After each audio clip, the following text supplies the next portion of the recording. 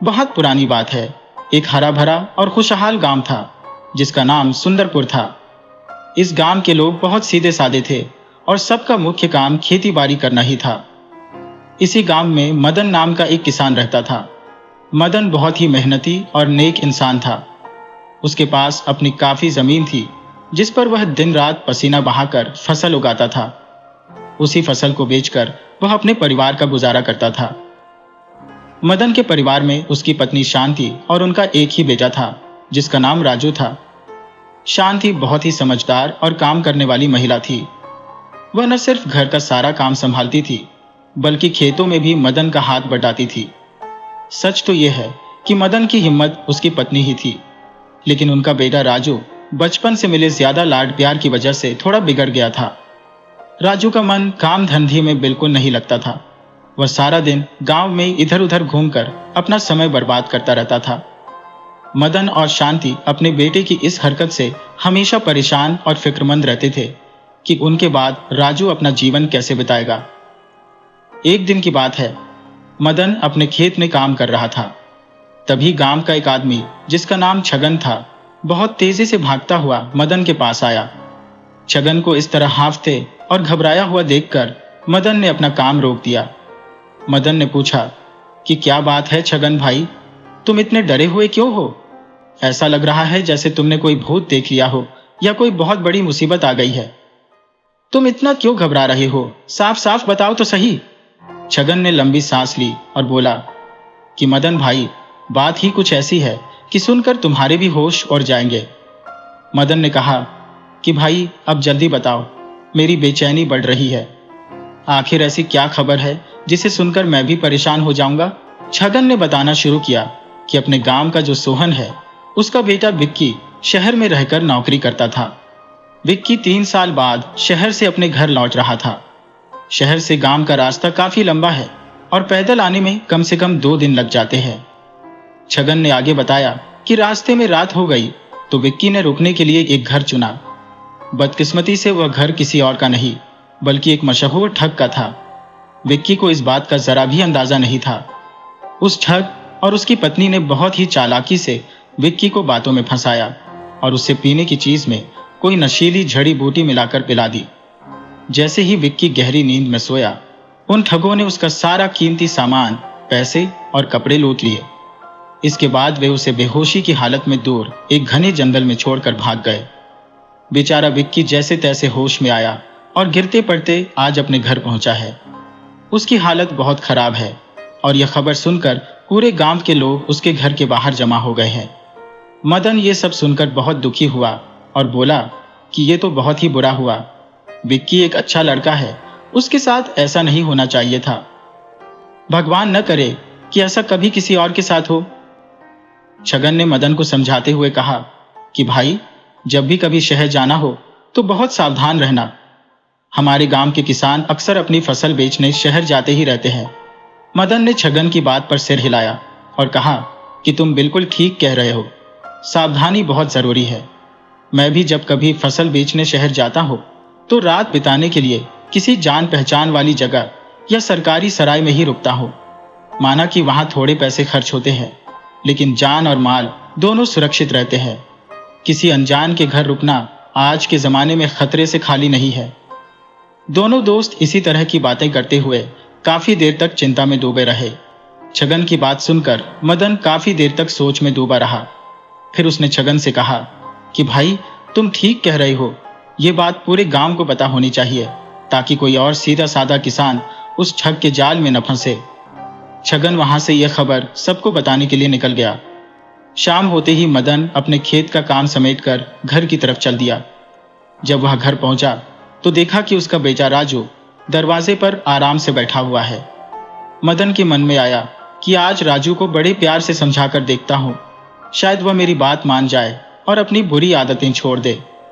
मदन ने पास जाकर पूछा कि बेटा राजू, आज तुम सुबह सुबह कहाँ चले गए थे? मैं जब खेत पर जा रहा था तब तुम घर पर नहीं थे। आखिर ऐसा कौन सा जरूरी काम आ गया था कि तुम्हें इतनी जल्दी बाहर जाना पड़ा? राजू ने बहाना बनाते हुए कहा कि पिताजी, असल में मेरे एक दोस्त का पैर टूट गया है, उसी को देखने के लिए मुझे सुबह जल्दी जाना पड़ा। मदन ने हैरानी से पूछा कि अरे, उसका पैर कैसे टूट गया? वह ऐसा क्या कर रहा था जो इतनी बड़ी चोट लग गई? राजू बोला कि वह दोस्त थोड़ा नटखट है। वह पड़ोसी की छत पर चढ़कर पीछे लगे पेड़ से फल तोड़ने की कोशिश कर रहा था। तभी अचानक उसका पैर फिसल गया और वह सीधे नीचे गिर पड़ा, जिससे उसके पैर की हड्डी टूट गई। मदन ने नाराजगी से कहा कि जो दूसरों के पेड़ों से चोरी करेगा उसके साथ ऐसा ही होगा। खैर, अब तुम मेरी बात ध्यान से सुनो। बेटा, तुम अब काफी बड़े हो गए हो और घर की जिम्मेदारियां समझने की उम्र हो गई है। इस तरह सारा दिन आवारागर्दी करने से कुछ हासिल नहीं होगा, बल्कि आने वाले समय में तुम्हें बहुत दुख झेलना पड़ेगा। राजू हंसकर बोला कि पिताजी, आप फालतू में चिंता करते हैं। आपके पास इतनी जमीन जायदाद है तो मुझे भला क्या दुख होगा। जब जरूरत पड़ेगी थोड़ी सी जमीन बेच दूंगा और आराम से बैठकर पूरी जिंदगी खाऊंगा। मदन को यह सुनकर बहुत गुस्सा आया। उसने कहा कि तुम सच में बहुत नासमझ हो। पुरखों की कमाई हुई जमीन बेचना बहुत बड़ी शर्म की बात है। अगर तुम्हें कुछ बेचना ही है तो खुद मेहनत करके जमीन खरीदो और फिर उसे बेचना। याद रखना, अगर कल से तुम मेरे साथ खेत पर काम करने नहीं चले तो तुम्हें घर में खाना पीना नहीं मिलेगा।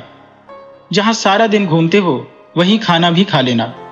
मैं भी देखना चाहता हूं कि कौन तुम्हें बिना काम किए मुफ्त में रोटी खिलाता है। राजू ने अकड़ कर जवाब दिया कि आप चाहे कुछ भी कर लें, मैं खेत में गधों की तरह मेहनत नहीं करूंगा। मत दीजिएगा मुझे खाना, मुझे खिलाने वाले बहुत लोग हैं। मैं किसी के दबाव में आने वाला नहीं हूं। मदन गुस्से में घर के अंदर चला गया।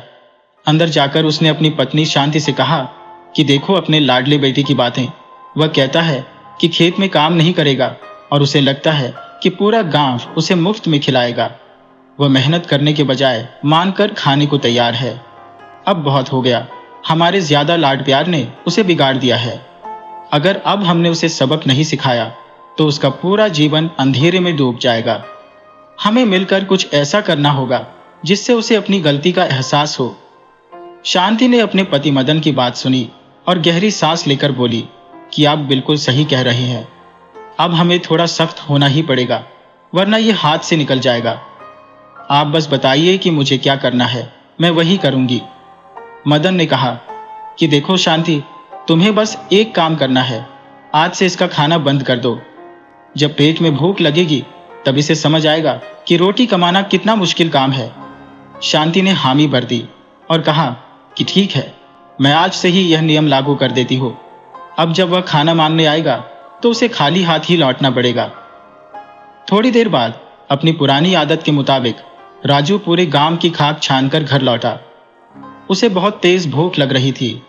घर में घुसते ही वह अपनी माँ के पास गया और बोला कि माँ, जल्दी से खाना लगा दो, पेट में चूहे दौड़ रहे हैं।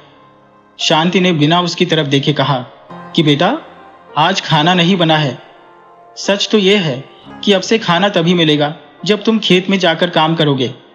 बिना मेहनत किए इस घर में अब किसी को रोटी नहीं मिलेगी। राजू को अपनी माँ की बात सुनकर बड़ा धक्का लगा। वह बोला कि माँ, ये तुम क्या कह रही हो? मैं तुम्हारा इकलौता बेटा हूं और तुम मुझे भूखा रखोगी? क्या तुम्हारे दिल में अपने बेटे के लिए जरा भी प्यार नहीं बचा? शांति ने कड़क आवाज में कहा कि बेटा, अब ये इमोशनल बातें मुझ पर असर नहीं करेंगी। अगर तुम्हें सच में भूख लगी है और खाना खाना है तो मुझसे वादा करो कि कल सुबह तुम अपने पिता के साथ खेत पर जाओगे और काम में उनका हाथ बटाओगे। राजू भूख से बेहाल था। उसे समझ आ गया कि आज मां पिघलने वाली नहीं है। उसने हार मानकर कहा कि ठीक है मां, मैं वादा करता हूं कि कल से मैं पिताजी के साथ खेत जाऊंगा और खूब काम करूंगा। ये सुनते ही शांति मुस्कुराई और बोली कि यह हुई ना बात। उसने तुरंत राजू के लिए गरम गरम खाना परोस दिया। शाम को जब मदन खेत से वापस आया तो उसने दबे पांव शांति से पूछा कि क्या हुआ, आज तुम्हारे लाडले ने खाना खाया या भूखा ही सो गया? शांति ने खुशी खुशी बताया कि उसने खाना भी खाया और मुझसे वादा भी किया है कि कल से वह आपके साथ काम पर चलेगा। मदन को यह सुनकर बहुत तसल्ली हुई। अगले दिन सुबह गांव के लोग तब हैरान रह गए जब उन्होंने देखा कि राजू अपने पिता के साथ कंधे पर फावड़ा रखे खेत की ओर जा रहा है। सबको लगा कि शायद कोई चमत्कार हो गया है। राजू ने सच में खेत में मेहनत करना शुरू कर दिया। अब मदन और राजू दोनों मिलकर खेती करने लगे, जिससे उनकी फसल और भी अच्छी होने लगी और घर की हालत पहले से काफी सुधर गई। समय बीतता गया और राजू अब एक समझदार किसान बन गया था। एक दिन राजू गांव की कच्ची सड़क के किनारे बैठा सुस्ता रहा था। तभी वहां उसका पुराना दोस्त चमन आया। चमन कुछ ही दिन पहले शहर से नौकरी करके लौटा था। राजू ने उसे देखकर कहा कि अरे चमन भाई, तुम तो बड़े आदमी हो गए, शहर जाते ही अपने गांव के दोस्तों को भूल गए क्या? चमन हंसकर बोला कि ऐसी बात नहीं है भाई राजू, शहर की अपनी चमक धमक है, लेकिन गांव का सुकून कहीं और नहीं मिलता। बस गांव में एक ही कमी है कि यहाँ पैसा उतना नहीं है जितना शहर में मिलता है। राजू ने हैरानी से पूछा कि क्या सच में शहर में बहुत ज्यादा पैसा मिलता है? चमन की बात सुनकर राजू की आंखों में एक नई चमक आ गई। वह बड़े ध्यान से चमन की बातें सुनने लगा। चमन कहने लगा कि हाँ भाई राजू, शहर में पैसों की कोई कमी नहीं है। वहां थोड़ा सा भी दिमाग लगाओ या थोड़ा काम करो तो लोग मुट्ठी भर भर के पैसे देते हैं। हमारे गांव जैसा हाल नहीं है कि यहाँ पूरा दिन चिलचिलाती धूप में पसीना बहाओ और शाम को हाथ में बस थोड़े से पैसे आए। गांव की खेती बाड़ी में मेहनत बहुत है और कमाई उसके मुकाबले काफी कम लगती है। राजू ने थोड़ा झिझकते हुए पूछा कि चमन भाई, क्या शहर में मेरे जैसा इंसान भी काम कर पाएगा? तुम तो जानते ही हो कि मेरा मन पढ़ाई लिखाई में कभी नहीं लगा और मैं उतना पढ़ा लिखा नहीं हूँ। क्या वहां बिना पढ़ाई के भी अच्छी नौकरी मिल जाती है? चमन जोर से हंसा और बोला कि अरे राजू भाई, तुम तो मेरे साथ ही स्कूल गए थे। तुम जानते हो कि मैं तुमसे भी कम पढ़ा लिखा हूं, फिर भी शहर में मुझे बहुत अच्छी पगार मिल जाती है। वहां हाथ के काम की और मेहनत की बड़ी कद्र है। तुम फिक्र मत करो, तुम्हें वहां बहुत अच्छा काम मिल जाएगा। राजू को अब पूरा भरोसा हो गया था। उसने जोश में आकर कहा कि फिर तो तय रहा, इस बार जब तुम शहर वापस जाओगे तो मैं भी तुम्हारे साथ चलूंगा। मैं आज ही घर जाकर अपने माता पिता को यह बात बता दूंगा। तुम जब भी निकलने की तैयारी करो मुझे बता देना। हम दोनों साथ रहेंगे तो एक से भले दो हो जाएंगे। परदेश में एक दूसरे का साथ रहेगा तो मन भी लगा रहेगा। चमन भी खुश होकर बोला कि मैं भी यही चाहता था कि गांव का कोई अपना आदमी साथ रहे। शहर की भीड़ में अकेले बहुत मन घबराता है। ठीक है राजू भाई, अब मैं चलता हूं, फिर मुलाकात होगी। शाम को जब राजू घर पहुंचा तो उसने सीधे अपने पिता मदन से बात की। उसने कहा कि पिताजी, अब मेरा मन इस खेती बाड़ी में नहीं लगता। मैं अब शहर जाकर नौकरी करना चाहता हूँ। वहाँ कम मेहनत में बहुत पैसा मिलता है। मैं चाहता हूँ कि मैं भी शहर जाकर खूब कमाऊं और एक सुखी जीवन बिताऊं। मदन ने जब अपने बेटे के मुंह से यह बात सुनी तो वह उसे समझाने लगा। मदन बोला कि बेटा, तुम्हें नौकरी करने की भला क्या जरूरत है? तुम्हारे पास अपनी इतनी उपजाऊ जमीन है, तुम इसके मालिक हो। फिर तुम किसी और के नीचे काम करके नौकर क्यों बनना चाहते हो? मदन ने आगे समझाया कि बेटा, नौकरी का सीधा मतलब होता है किसी का गुलाम बनना। चाहे तुम किसी बड़े सेठ के यहाँ काम करो या कहीं और, रहोगे तो तुम नौकर ही। तुम अभी जवान हो और बाहर की दुनिया देखी नहीं है, इसलिए तुम्हें चमक धमक अच्छी लग रही है। अपना काम चाहे छोटा हो या बड़ा, वह अपनी मर्जी का होता है। इसमें किसी की गुलामी नहीं करनी पड़ती। जब मन किया काम किया, जब थक गए तो आराम कर लिया। लेकिन नौकरी में ऐसा नहीं होता। वहां तुम्हारी मर्जी नहीं चलती। अगर मन न भी हो तब भी तुम्हें काम करना ही पड़ेगा। मदन ने राजू की आंखों में आंखें डालकर कहा कि बेटा, नौकरी में कई बार सही काम करने पर भी मालिक की डांट सुननी पड़ती है। वह एक तरह की रोज की गुलामी है। जिनकी मजबूरी होती है, जिनके पास अपनी जमीन या साधन नहीं होते, उनके लिए नौकरी ठीक है। लेकिन जिसके पास अपनी जमीन हो वह शौक से नौकर बनने जाए, ये तो समझदारी नहीं है।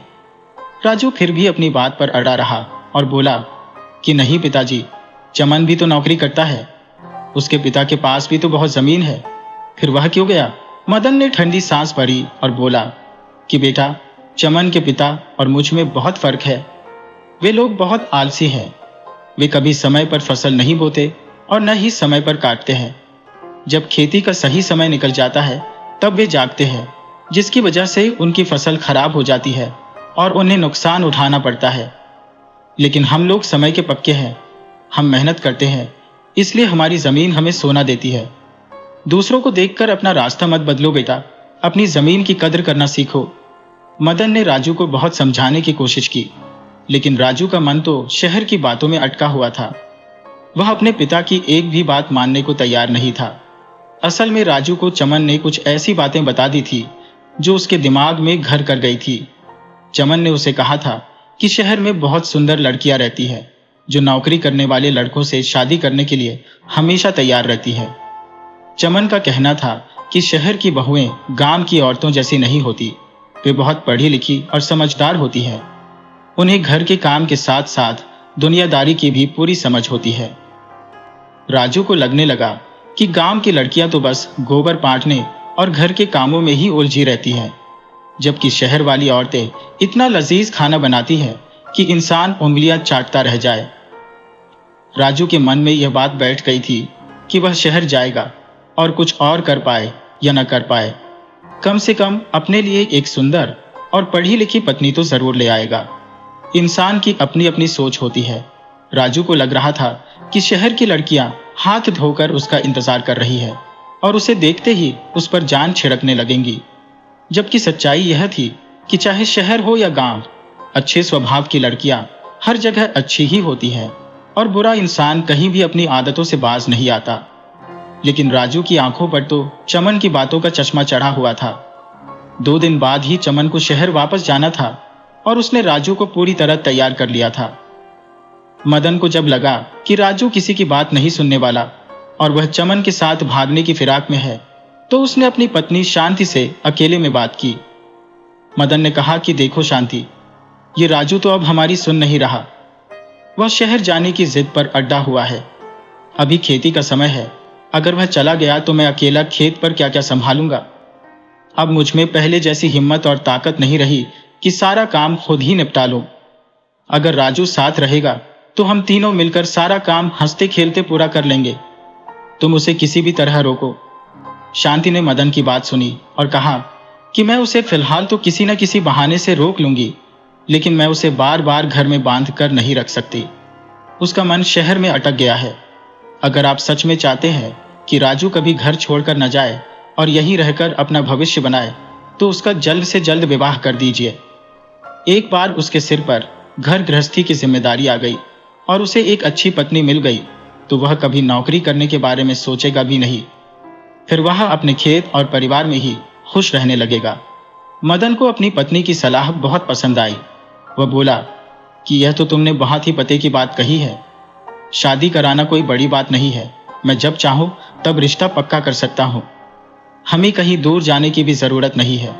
पास के ही एक गांव राजपुर में मेरे पुराने मित्र दीनानाथ रहते हैं।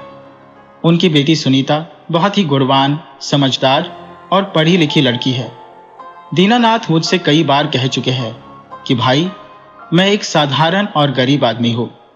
मेरी बेटी के लिए कोई ऐसा घर बताओ जहां लोग उसे प्यार से रखें। वह ज्यादा दान दहेज तो नहीं दे सकते, इसी वजह से उन्हें सुनीता की शादी की चिंता सताती रहती है। मदन ने आगे कहा कि मुझे लगता है कि सुनीता जैसी समझदार लड़की हमारे घर के लिए बिल्कुल सही रहेगी। सिर्फ दहेज की वजह से उसे किसी गरीब या बुरे घर में क्यों भेजा जाए। हमारे पास तो सब कुछ है, हमें दहेज की कोई लालच नहीं है। सुनीता आएगी तो हमारे घर की रौनक बढ़ जाएगी और राजू का मन भी लग जाएगा। लेकिन इससे पहले कि हम रिश्ते की बात आगे बढ़ाएं, तुम राजू को अभी शहर जाने से रोको। किसी भी तरह उसे मनाओ कि वह चमन के साथ न जाए। बाकी का काम मैं संभाल लूंगा। शांति ने सिर हिलाया और मन ही मन राजू को रोकने की योजना बनाने लगी। अगले दिन सुबह होते ही राजू अपनी माँ के पास गया और बोला कि माँ, मैंने शहर जाने का पूरा मन बना लिया है। तुम मेरे लिए थोड़े पैसों का इंतजाम कर दो और रास्ते के लिए कुछ खाने पीने का सामान बांध दो। चमन बस निकलने ही वाला है और मुझे उसके साथ जाना है। शांति ने बिना कुछ कहे चुपचाप राजू के लिए पैसों की पोटली तैयार कर दी और उसके पसंद का खाना भी बना दिया। मदन यह सब दूर से देख रहा था और उसे अपनी पत्नी पर बहुत गुस्सा आ रहा था। उसने सोचा कि मैंने शांति को राजू को रोकने के लिए कहा था, पर यह तो खुद ही उसे विदा करने की तैयारी कर रही है। मदन को लगा कि शायद माँ बेटे दोनों की मति मारी गई है। उसने हार मानकर सोच लिया कि अब अगर यह जा ही रहा है तो जाए, मैं अब और क्या कह सकता हूँ। जैसे ही राजू अपना झोला उठाकर घर की दहलीज पार करने लगा, अचानक उसकी माँ शांति जोर से चिल्लाई और जमीन पर गिरकर बेहोश हो गई। यह देखकर राजू के हाथ पांव फूल गए। वह झोला फेंककर अपनी मां की तरफ भागा। राजू अपनी मां को इस हालत में अकेला छोड़कर शहर कैसे जा सकता था। उसने शहर जाने का इरादा तुरंत छोड़ दिया। मदन भी वहां दौड़कर आया और राजू से बोला कि बेटा देखो, तुम्हारी मां की क्या हालत हो गई है। तुम शहर जाना छोड़ो और तुरंत पास के गांव राजपुर जाओ, वहां से वैद्य जी को बुलाकर लाओ। मदन मन ही मन अपनी पत्नी की इस चालाकी पर बहुत खुश हो रहा था। उसने समझ लिया कि शांति ने राजू को रोकने के लिए ही यह नाटक किया है। जब राजू राजपुर जाने लगा तो मदन ने पीछे से आवाज दी और कहा कि बेटा, जब तुम राजपुर जा ही रहे हो तो वहां मेरे पुराने मित्र दीनानाथ रहते हैं, उनके घर भी चक्कर लगा लेना। उनसे बस इतना कह देना कि तुम्हारे पिता ने उन्हें बहुत याद किया है। राजू ने हाँ में सिर हिलाया और तेजी से राजपुर की ओर दौड़ पड़ा। उधर चमन काफी देर तक राजू का इंतजार करता रहा, लेकिन जब वह नहीं आया तो चमन को अकेले ही शहर की बस पकड़नी पड़ी। राजू जब राजपुर पहुंचा तो सबसे पहले वह दीनानाथ के घर गया, लेकिन दीनानाथ उस समय घर पर नहीं थे। घर के आंगन में उनकी बेटी सुनीता काम कर रही थी। राजू ने उससे पूछा कि क्या दीनानाथ जी घर पर है। सुनीता ने उसे ऊपर से नीचे तक देखा और बोला कि पिताजी तो खेत पर गए हैं, पर तुम कौन हो और तुम्हें उनसे क्या काम है। राजू थोड़ा चिढ़कर बोला कि मैं कोई जानवर नहीं हो, एक लड़का हो और पास के गांव सुंदरपुर से आया हो। जब तुम्हारे पिताजी घर आए तो उनसे कह देना कि सुंदरपुर वाले मदन ने उन्हें याद किया है। सुनीता को लगा कि शायद उसके पिता ने मदन से कोई कर्ज लिया होगा और यह लड़का पैसे मांगने आया है। उसने मुंह बिगाड़ कर कहा कि मैं कोई तुम्हारी नौकर नहीं हो जो तुम्हारी बातें अपने पिता तक पहुंचाऊं। अगर तुम्हें कोई काम है तो खुद खेत पर जाओ और उनसे मिलो, मैं तुम्हारी कोई बात उनसे नहीं कहने वाली। राजू को उसकी यह बात बहुत बुरी लगी। वह बोला कि तुम बड़ी बदतमीज लड़की हो, मैं इतनी दूर से तुम्हारे पिता के लिए एक जरूरी संदेश लेकर आया हूं और तुम उनसे इतनी सी बात भी नहीं कह सकती। सुनीता को भी गुस्सा आ गया। वह बोली कि तुमने मुझे बदतमीज कैसे कहा। तुम खुद बदतमीज हो जो एक अनजान लड़की से इस तरह बात कर रहे हो। घर में कोई बड़ा नहीं है और तुम यहां खड़े होकर बहस कर रहे हो। जल्दी भागो यहां से। दोनों के बीच बहस चल ही रही थी कि तभी दीनानाथ खेत से वापस आ गए। वह राजू को अच्छी तरह जानते थे। उन्होंने सुनीता को डांटा और कहा कि तुम किसे भगा रही हो। क्या तुम नहीं जानती कि यह मेरे सबसे अच्छे मित्र मदन का बेटा है। मैंने मदन से तुम्हारे विवाह के लिए किसी अच्छे लड़के की बात करने को कहा था। शायद उन्हें कोई रिश्ता मिला होगा, इसीलिए मुझे बुलाया है। राजू अपना संदेश देकर तुरंत वहां से वैद्य जी के पास चला गया। इसी बीच दीनानाथ की पत्नी भी वहां आ गई थी और उसने भी राजू को देख लिया था। वह अपने पति से बोली कि लड़का तो देखने में बहुत सुंदर और सुगठित है। आप सुनीता के विवाह के लिए मदन से ही बात क्यों नहीं करते। वे बहुत ही शरीफ और भले लोग हैं। अगर हमारी बेटी सुनीता मदन के घर की बहू बन जाती है तो वह जीवन भर राज करेगी और बहुत सुखी रहेगी। अपनी बेटी के सुख के लिए एक पिता को हर कोशिश करनी चाहिए और मदन जैसा दोस्त मिलना भी किस्मत की बात है। सुनीता अपने कमरे में बैठी बैठी खुद को कोस रही थी और उसे अपनी बात पर बहुत पछतावा हो रहा था। वह मन ही मन सोच रही थी कि उसने बिना किसी वजह के उस बेचारे राजू को डांट दिया। अब अगर पिताजी ने सच में मेरा रिश्ता उसके साथ पक्का कर दिया तो मैं कभी उसके सामने कैसे जाऊंगी। यह सोचकर ही वह शर्म के मारे लाल हो रही थी। उधर दीनानाथ जी ने भी अपना मन पक्का कर लिया था। उन्होंने सोचा कि जब घर के पास ही इतना अच्छा लड़का है तो फिर बाहर ढूंढने की क्या जरूरत। मदन जैसा सच्चा दोस्त और राजू जैसा मेहनती लड़का मिलना आज के समय में बहुत मुश्किल है। वह यही सब सोचते हुए मदन के घर की ओर चल पड़े। जब दोनों दोस्त एक दूसरे के सामने आए तो मदन ने बड़ी झिझक के साथ बात शुरू की। मदन बोला कि मित्र, अगर बुरा न मानो तो मैं एक बात कहना चाहता हूँ। मैं चाहता हूँ कि तुम अपनी बेटी सुनीता का हाथ मेरे बेटे राजू के हाथ में दे दो। ये सुनकर दीनानाथ की आंखों में खुशी के आंसू आ गए। वह बोले कि दोस्त, मैं भी तो यही कहने के लिए तुम्हारे पास आ रहा था, तुमने तो मेरे मुंह की बात ही छीन ली। हमारे घर में जब इतना लायक लड़का मौजूद है तो मुझे कहीं और जाने की क्या जरूरत है। इस तरह बड़े ही प्यार और सादगी के साथ राजू और सुनीता का विवाह तय हो गया। शादी के बाद सुनीता मदन के घर आ गई। सुनीता बहुत ज्यादा तो नहीं पढ़ी लिखी थी, लेकिन वह घर के कामों और व्यवहार में बहुत ही चतुर और समझदार थी। उसने आते ही पूरे घर को इतने अच्छे से संभाल लिया कि मदन और शांति की सारी चिंताएं खत्म हो गई। अब राजू को भी शहर जाने का कोई शौक नहीं रहा था। ऐसा नहीं था कि उसका दोस्त चमन उसे शहर ले जाने की कोशिश नहीं करता था, लेकिन राजू को वह सब कुछ घर बैठे ही मिल गया था जिसके लिए वह शहर भागना चाहता था। उसे एक सुंदर, समझदार और प्यार करने वाली पत्नी मिल गई थी, इसलिए अब उसे परदेश की चमक धमक फीकी लगने लगी। अगले 4-5 सालों में राजू का परिवार और भी खुशहाल हो गया और वह 2 प्यारे बच्चों का पिता बन गया। लेकिन दूसरी तरफ चमन की हालत वैसी ही थी। वह अब तक शहर से अपने लिए कोई सुंदर पत्नी तो क्या, काम चलाओ बहू भी नहीं ला पाया था। वह हर 1-2 महीने में शहर से वापस गांव आता और बड़ी बड़ी बातें बनाता। कभी कभी तो वह इतनी लंबी चौड़ी गप्पें हाँकता कि गांव का सबसे भोला आदमी भी समझ जाता कि यह सरासर झूठ बोल रहा है। चमन की बातों में अब किसी को सच्चाई नजर नहीं आती थी। धीरे धीरे चमन के पिता भी उसकी चालबाजियों को समझने लगे थे। उन्हें यह साफ दिखने लगा था कि चमन सिर्फ तभी शहर जाता है जब गांव में खेती बाड़ी का सबसे ज्यादा काम होता है, और वह लौटकर तभी आता है जब फसल कट जाती है और काम खत्म हो जाता है। सबसे बड़ी बात तो यह थी कि उसने आज तक शहर से कमाकर एक पैसा भी घर नहीं भेजा था। उसके पिता सोचने लगे कि अगर वह नौकरी करता है तो फिर पैसे कहाँ जाते हैं। एक दिन उसके पिता ने उसे पास बिठाकर बहुत प्यार से समझाया।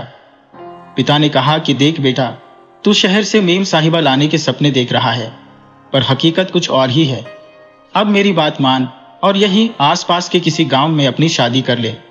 तुम्हारी उम्र बीतती जा रही है और अगर 2-4 साल और निकल गए तो फिर कोई अपनी बेटी का हाथ तुम्हारे हाथ में नहीं देगा।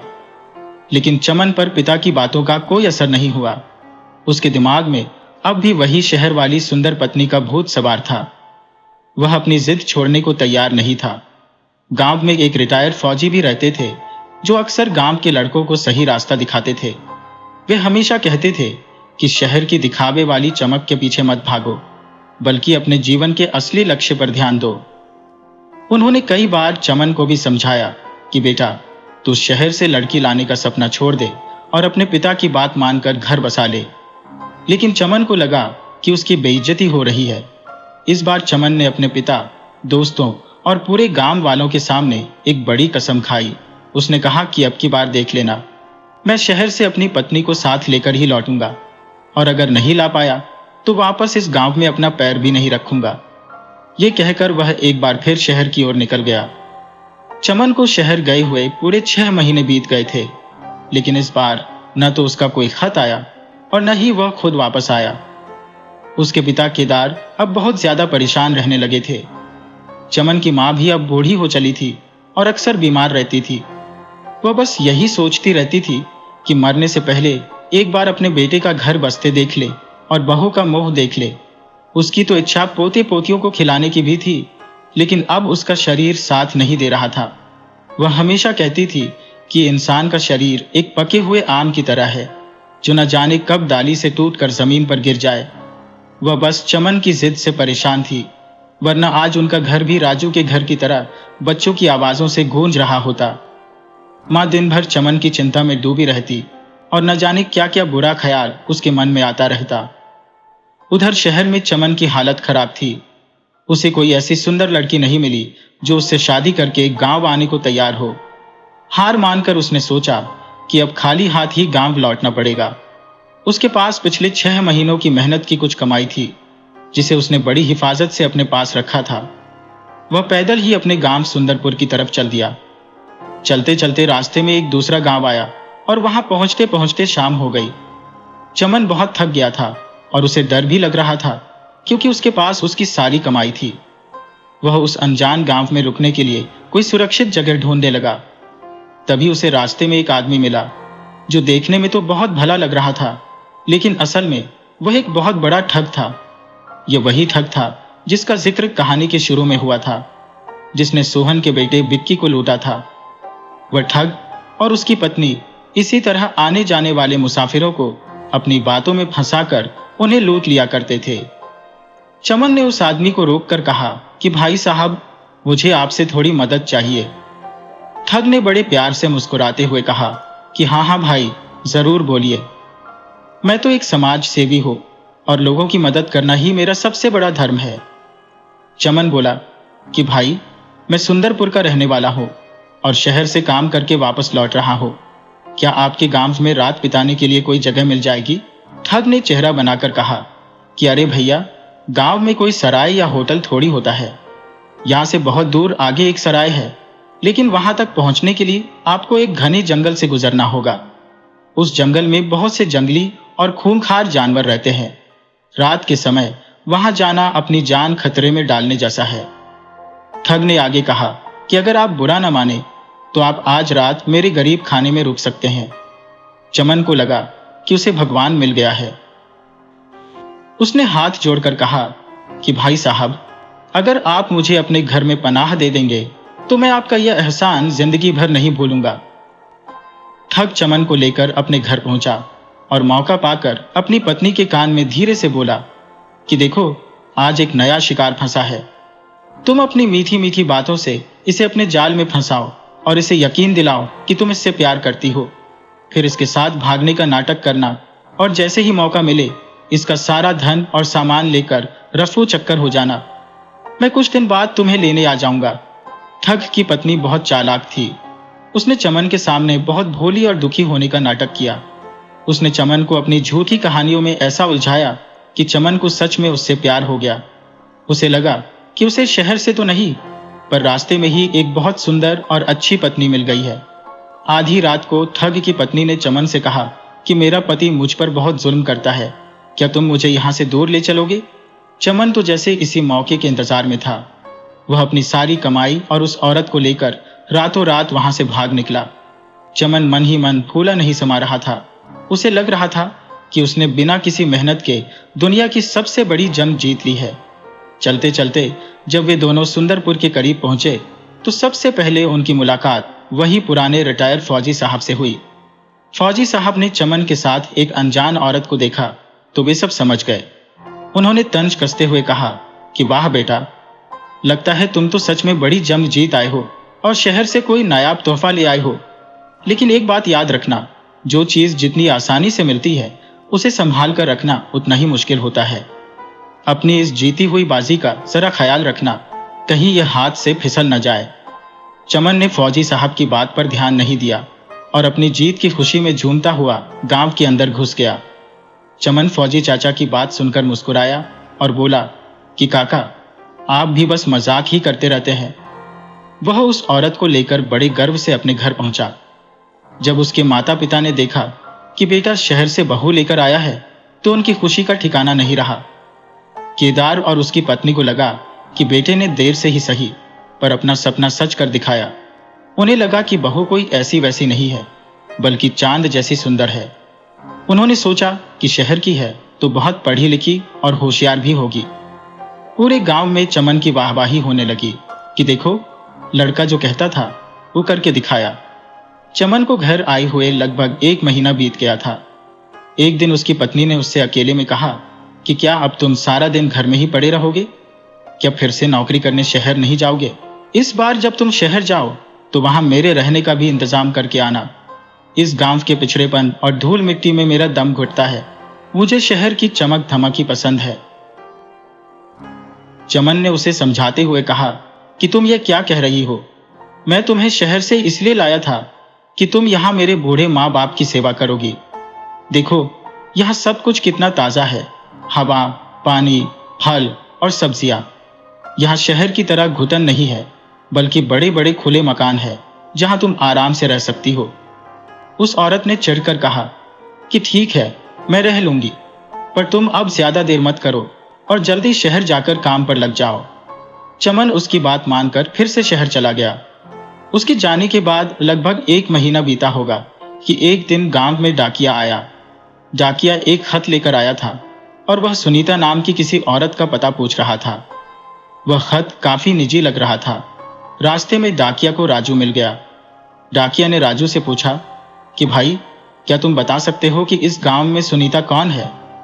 राजू ने हैरानी से कहा कि भाई, मेरी ही पत्नी का नाम सुनीता है। लाओ वो खत मुझे दे दो। डाकिया ने खत राजू को थमा दिया। राजू खत हाथ में लेकर सोचने लगा कि आखिर उसकी पत्नी को किसने खत लिखा होगा। सुनीता का तो बाहर कोई रिश्तेदार नहीं रहता, वह भी अपने पिता की इकलौती संतान है। फिर उसे लगा कि शायद सुनीता की किसी पुरानी सहेली का खत होगा, पर तभी उसके मन में एक शंका हुई कि शादी को 8 साल हो गए, आज तक सुनीता ने कभी किसी सहेली का जिक्र नहीं किया और न कभी किसी का खत आया। आखिर यह राज क्या है? राजू से रहा नहीं गया और उसने खत खोलकर पढ़ना शुरू कर दिया। जैसे जैसे वह खत पढ़ता गया, उसके पैरों तले जमीन खिसक गई। खत में लिखा था, मेरी जान सुनीता, तुम कैसी हो? तुम्हारे बिना मेरा एक एक दिन साल जैसा बीत रहा है। अब वहां रहना मेरे लिए मुश्किल हो रहा है। तुम जल्दी से वहां से निकलने का कोई रास्ता निकालो। खत में और भी बहुत सी ऐसी बातें लिखी थी जो कोई अनजान आदमी किसी की पत्नी को नहीं लिख सकता। राजू का खून खौल उठा। उसे अपनी पत्नी पर इतना गुस्सा आया कि मन किया अभी जाकर उसका गला दबा दे। उसे लगा कि सुनीता उसे सालों से धोखा दे रही है और वह मूर्ख बना रहा। वह सोच रहा था कि 2 बच्चों की मां होने के बाद भी यह औरत अपनी हरकतों से बाज नहीं आई। उसे समझ नहीं आ रहा था कि वह अब क्या करे। काफी सोच विचार के बाद उसने तय किया कि वह यह खत सुनीता को नहीं देगा और न ही अभी घर में कोई तमाशा करेगा। उसने फैसला किया कि वह इस खत को छुपाकर रखेगा और उस आदमी का पता लगाएगा जिसने यह खत लिखा है। वह यह जानना चाहता था कि यह चक्कर कब से चल रहा है और वह आदमी कौन है। राजू अब हर वक्त बहुत ज्यादा परेशान और गुस्से में रहने लगा, लेकिन उसने अपनी चुप्पी साधे रखी। सुनीता ने गौर किया कि हमेशा शांत रहने वाले राजू का स्वभाव एकदम बदल गया है। वह आजकल बहुत उखड़ा उखड़ा सा रहता था और सुनीता की हर सीधी बात का जवाब भी टेढ़ा ही देता था। सुनीता को समझ नहीं आ रहा था कि आखिर राजू को अचानक क्या हो गया है। उसने राजू की हर हरकत पर नजर रखनी शुरू कर दी। करीब 1 हफ्ता ही बीता था कि डाकिया फिर से गांव की गली में दिखाई दिया। राजू तो जैसे पहले से ही घर के बाहर उसका इंतजार कर रहा था। उसने लपक कर डाकिया से खत लिया और तुरंत अपनी जेब में छिपा लिया। सुनीता यह सब दरवाजे की ओर से छुपकर देख रही थी। जब किसी पत्नी को अपने पति पर शक हो जाता है तो वह उसकी परछाई का भी पीछा करने लगती है। सुनीता ने साफ देख लिया था कि डाकिया ने राजू को कोई खत दिया है। उसके मन में आया कि जरूर यह किसी औरत का खत है। उसने सोचा कि यह महाशय 2 बच्चों के पिता होने के बाद भी कहीं बाहर दिल लगा रहे हैं। उसने ठान लिया कि वह उस औरत का पता लगाकर रहेगी जो उसके हंसते खेलते घर को बर्बाद करने पर तुली है। उधर राजू ने कमरे के कोने में छुपकर वह खत पढ़ा। खत में लिखा था, मेरी प्यारी सुनीता, अब और देर मत करो। आने वाली तारीख की आधी रात को घर में रखे सारे नगद पैसे और अपनी सास के गहने लेकर निकल आना। मैं गांव के बाहर कच्ची सड़क वाली पुलिया के पास तुम्हारा इंतजार करूंगा। यह पढ़कर राजू के तन बदन में आग लग गई। उसे लगा कि यह औरत सिर्फ बेवफा ही नहीं है, बल्कि मेरे पूरे घर को लूट कर भागने की तैयारी में है। गुस्से में राजू का चेहरा लाल हो गया। उसने सोचा कि इसके भागने से पहले ही मैं इसका काम तमाम कर दूंगा। वह तय कर चुका था कि आज बाजार जाकर एक तेज हथियार लाएगा और आधी रात को इस खेल का अंत कर देगा। राजू ने वह खत अपनी एक पुरानी किताब के बीच में छिपाया और बाजार की तरफ निकल गया। जैसे ही राजू घर से बाहर गया, सुनीता तुरंत कमरे में आई। उसने राजू को खत छिपाते हुए देख लिया था। उसने किताब से वह खत निकाला और पढ़ना शुरू किया। खत में अपना नाम देखते ही उसके होश उड़ गए।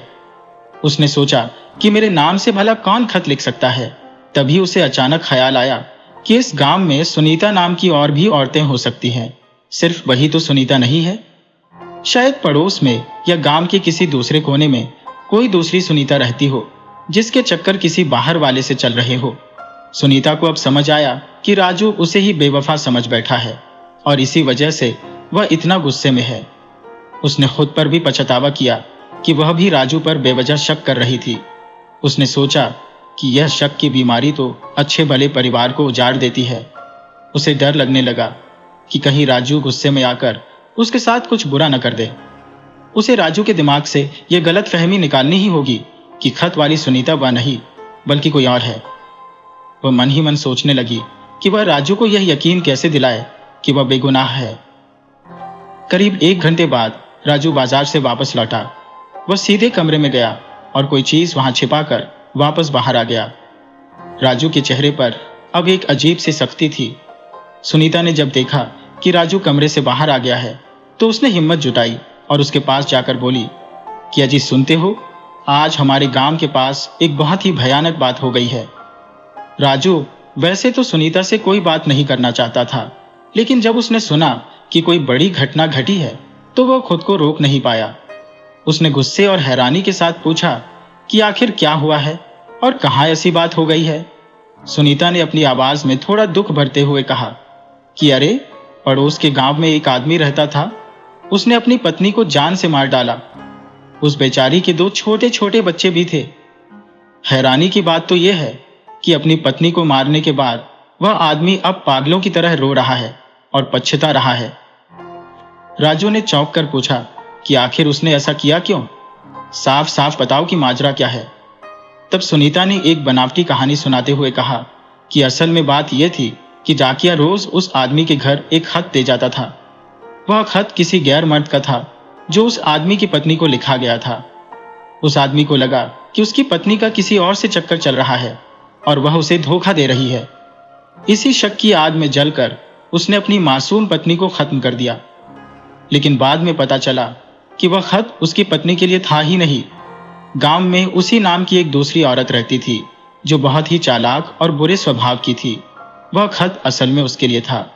बेचारे आदमी ने गलत फहमी में अपना घर उजाड़ लिया और अब उसके बच्चे अनाथ हो गए हैं। राजू अपनी पत्नी की बात सुनकर सन्न रह गया। वह बिना कुछ बोले तुरंत घर से बाहर निकल गया। उसके दिमाग में उथल पुथल मच गई थी। वह सोचने लगा कि कहीं मैं भी तो वही गलती नहीं करने जा रहा हूं। क्या मेरी सुनीता सच में गलत हो सकती है? वह पिछले 8 सालों से मेरे साथ है। उसने कभी मेरा साथ नहीं छोड़ा और वह मेरे 2 बच्चों की माँ है। अगर उसका कोई और होता तो वह इतने सालों तक मेरे साथ क्यों रहती? और फिर बाहर वाले भी ऐसी औरतों से मतलब क्यों रखेंगे जिसके पहले से बच्चे हो? उसे अपनी सोच पर शर्म आने लगी। वह तेजी से घर की तरफ लौटा। वह उस धारदार चाकू को फेंक देना चाहता था जिसे वह बाजार से सुनीता को मारने के लिए खरीद कर लाया था। लेकिन जब वह घर के अंदर पहुंचा तो उसने देखा कि सुनीता उसी चाकू से बड़े आराम से रसोई में सब्जी काट रही थी। राजू को देखते ही वह मुस्कुराकर बोली कि घर में सब्जी काटने वाला औजार कब से खराब पड़ा था? आपने ये नया चाकू लाकर बहुत अच्छा काम किया है। राजू का दिल भर आया। उसे लगा कि अगर वह आज यह गलती कर देता तो वह भी उसी आदमी की तरह हाथ मलता रह जाता। वह सुनीता के सामने बच्चों की तरह फूट फूट कर रोने लगा। सुनीता ने उसे संभालते हुए पूछा कि अरे, आपको क्या हो गया है? आप इस तरह रो क्यों रही है? राजू ने हिचकते हुए कहा कि सुनीता, तुमने वह कहानी सुनाकर मेरी आंखें खोल दी है। सच तो यह है कि मैं यह चाकू सब्जी काटने के लिए नहीं बल्कि तुम्हें मारने के लिए लाया था। सुनीता शांत होकर बोली कि मुझे सब पता है कि आपके मन में क्या चल रहा था और आप क्या करने वाले थे। इसीलिए मैंने वह झूठी कहानी सुनाई थी। वह कहानी किसी और की नहीं बल्कि हमारी अपनी थी। मुझे पता चल गया था कि डाकिया जो खत दे रहा है उसने आपको गुमराह कर दिया है। सुनीता ने आगे कहा कि वह खत मेरे लिए नहीं बल्कि गांव में आई किसी दूसरी सुनीता के लिए है। वह औरत अपने ही घर को लूट कर भागने की तैयारी में है। हमें उस घर को बर्बाद होने से बचाना है। आप बस यह पता लगाइए कि पिछले 2-4 महीनों में गांव में कौन सी नई औरत आई है जिसका नाम सुनीता है। हमें आने वाली तारीख की आधी रात को उस कच्ची सड़क वाली पुलिया के पास भी पहुंचना होगा ताकि हम उस ठग या प्रेमी को पकड़ सकें। क्योंकि खत सही जगह नहीं पहुंच रहे हैं, इसलिए वह औरत तो वहां नहीं आएगी, लेकिन वह आदमी वहां जरूर आएगा। जब वह पकड़ा जाएगा तभी सच सामने आएगा कि उसकी सुनीता आखिर है कौन। अब दोनों पति पत्नी की सारी गलतफहमियां दूर हो चुकी थी। दोनों को अपनी अपनी गलती पर बहुत पछतावा हो रहा था। राजू को खुशी थी कि उसकी पत्नी बेगुनाह है और सुनीता खुश थी कि उसने अपना घर टूटने से बचा लिया। अब उनका एक ही लक्ष्य था, उस असली गुनहगार को पकड़ना। राजू ने सुनीता से वादा किया कि कल सुबह होते ही वह गांव के एक एक घर की खबर लेगा कि आखिर वह दूसरी सुनीता कौन है। दोनों ने सुकून से खाना खाया और चैन की नींद सो गए। अगले दिन सुबह होते ही पूरे गांव में शोर मच गया कि चमन की पत्नी घर से भाग गई है। वह सिर्फ अकेले नहीं भागी थी, बल्कि घर में रखे सारे नगद पैसे और अपनी सास के कीमती गहने भी साथ ले गई थी। राजू को यह सुनकर बहुत हैरानी हुई। उसने सोचा कि चमन तो उस औरत को शहर से लाया था और उससे प्यार करता था, फिर वह उसे इस तरह धोखा कैसे दे गई। तभी राजू के दिमाग की बत्ती जली। उसने सोचा कि कहीं उस औरत का नाम ही तो सुनीता नहीं था। राजू तुरंत चमन के पिता केदार के पास गया और पूछा कि काका, जो बहू घर से भागी है उसका असली नाम क्या था? केदार रोते हुए बोले कि बेटा, उसका नाम सुनीता था। उस चुड़ैल ने हमें कहीं का नहीं छोड़ा। सुंदर बहू के चक्कर में हमारा पूरा घर बर्बाद हो गया। राजू ने केदार को ढांढस बंधाया और कहा कि काका, अब रोने से कुछ नहीं होगा। आप तुरंत पुलिस के पास चलिए और रिपोर्ट लिखवाइए। वह औरत अभी कहीं ज्यादा दूर नहीं गई होगी, वह आसपास ही कहीं छिपी होगी। राजू ने केदार को सारी बात सच सच बता दी। उसने कहा कि काका, मुझे डाकिया से 2 खत मिले थे जो सुनीता के नाम थे। मुझे लगा कि वह मेरी पत्नी के लिए है, लेकिन असल में वह आपकी बहू के लिए थे। उन खतों में लिखा था कि उसका प्रेमी कल आधी रात को उसे कच्ची सड़क वाली पुलिया के पास मिलने आने वाला है। केदार ने बिना समय गंवाए पुलिस को खबर कर दी। पुलिस ने राजू की बात मानकर उस पुलिया के पास जाल बिछा दिया और गांव से बाहर जाने वाले हर रास्ते पर कड़ी नजर रखनी शुरू कर दी। अगले दिन यानी 15 तारीख की आधी रात को पुलिस को बहुत बड़ी कामयाबी मिली। पुलिस ने पुलिया के पास से उस औरत और उसके प्रेमी दोनों को रंगे हाथों पकड़ लिया। जब पुलिस ने उन दोनों से सख्ती से पूछताछ की तो उनके कारनामे सुनकर सबके होश उड़ गए। पता चला कि चमन उस औरत का 11वां शिकार था। इससे पहले वह 10 और लोगों को प्यार के जाल में फंसाकर लौट चुकी थी। असल में वे दोनों प्रेमी प्रेमिका नहीं, बल्कि पति पत्नी थे और बहुत बड़े ठग थे।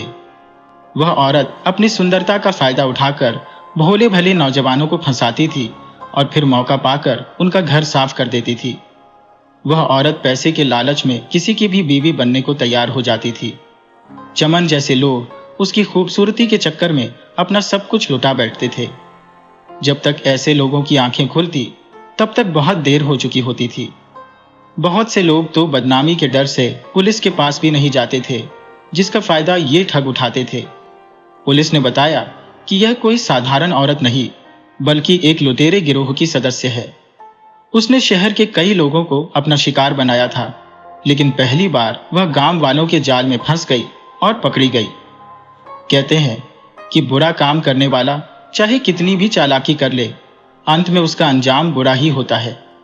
चमन ने अपने माता पिता की बात नहीं मानी थी, जिसका फल उसे भुगतना पड़ा। उसके पिता ने उसे पहले ही समझाया था कि बेटा, आसपास के किसी अच्छे परिवार में शादी कर लो, पर वह तो शहर की मेम के पीछे पागल था। यह तो शुक्र था कि राजू की पत्नी सुनीता बहुत समझदार और चतुर थी, वरना उन ठगों की वजह से राजू का हंसता खेलता परिवार भी उजड़ गया होता। इस घटना से पूरे गांव को एक बड़ा सबक मिला। लोगों को समझ आ गया कि शादी ब्याह जैसे बड़े फैसले सिर्फ चेहरा देखकर नहीं लेने चाहिए। विवाह करने से पहले सामने वाले का खानदान, उसका स्वभाव और उसका चरित्र अच्छी तरह परख लेना चाहिए। सिर्फ बाहरी चमक धमक और खूबसूरती देखकर किया गया फैसला अक्सर इंसान को गहरी खाई में गिरा देता है।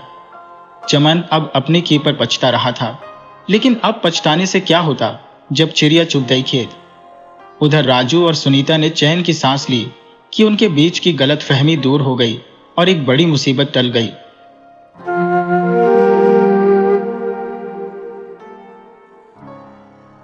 बहुत पुरानी बात है। पहाड़ों की गोद में एक सुंदर सा इलाका बसा था जिसे लोग नीलपुर कहते थे। इसी इलाके के एक किनारे पर छोटा सा प्यारा सा गांव था जिसका नाम था शांतिपुर। इस गांव में बहुत सारे किसान रहते थे जो दिन रात मेहनत करके फसल उगाते और अपना गुजारा करते थे। चारों तरफ हरियाली ही हरियाली थी और ठंडी हवाएं चलती थी।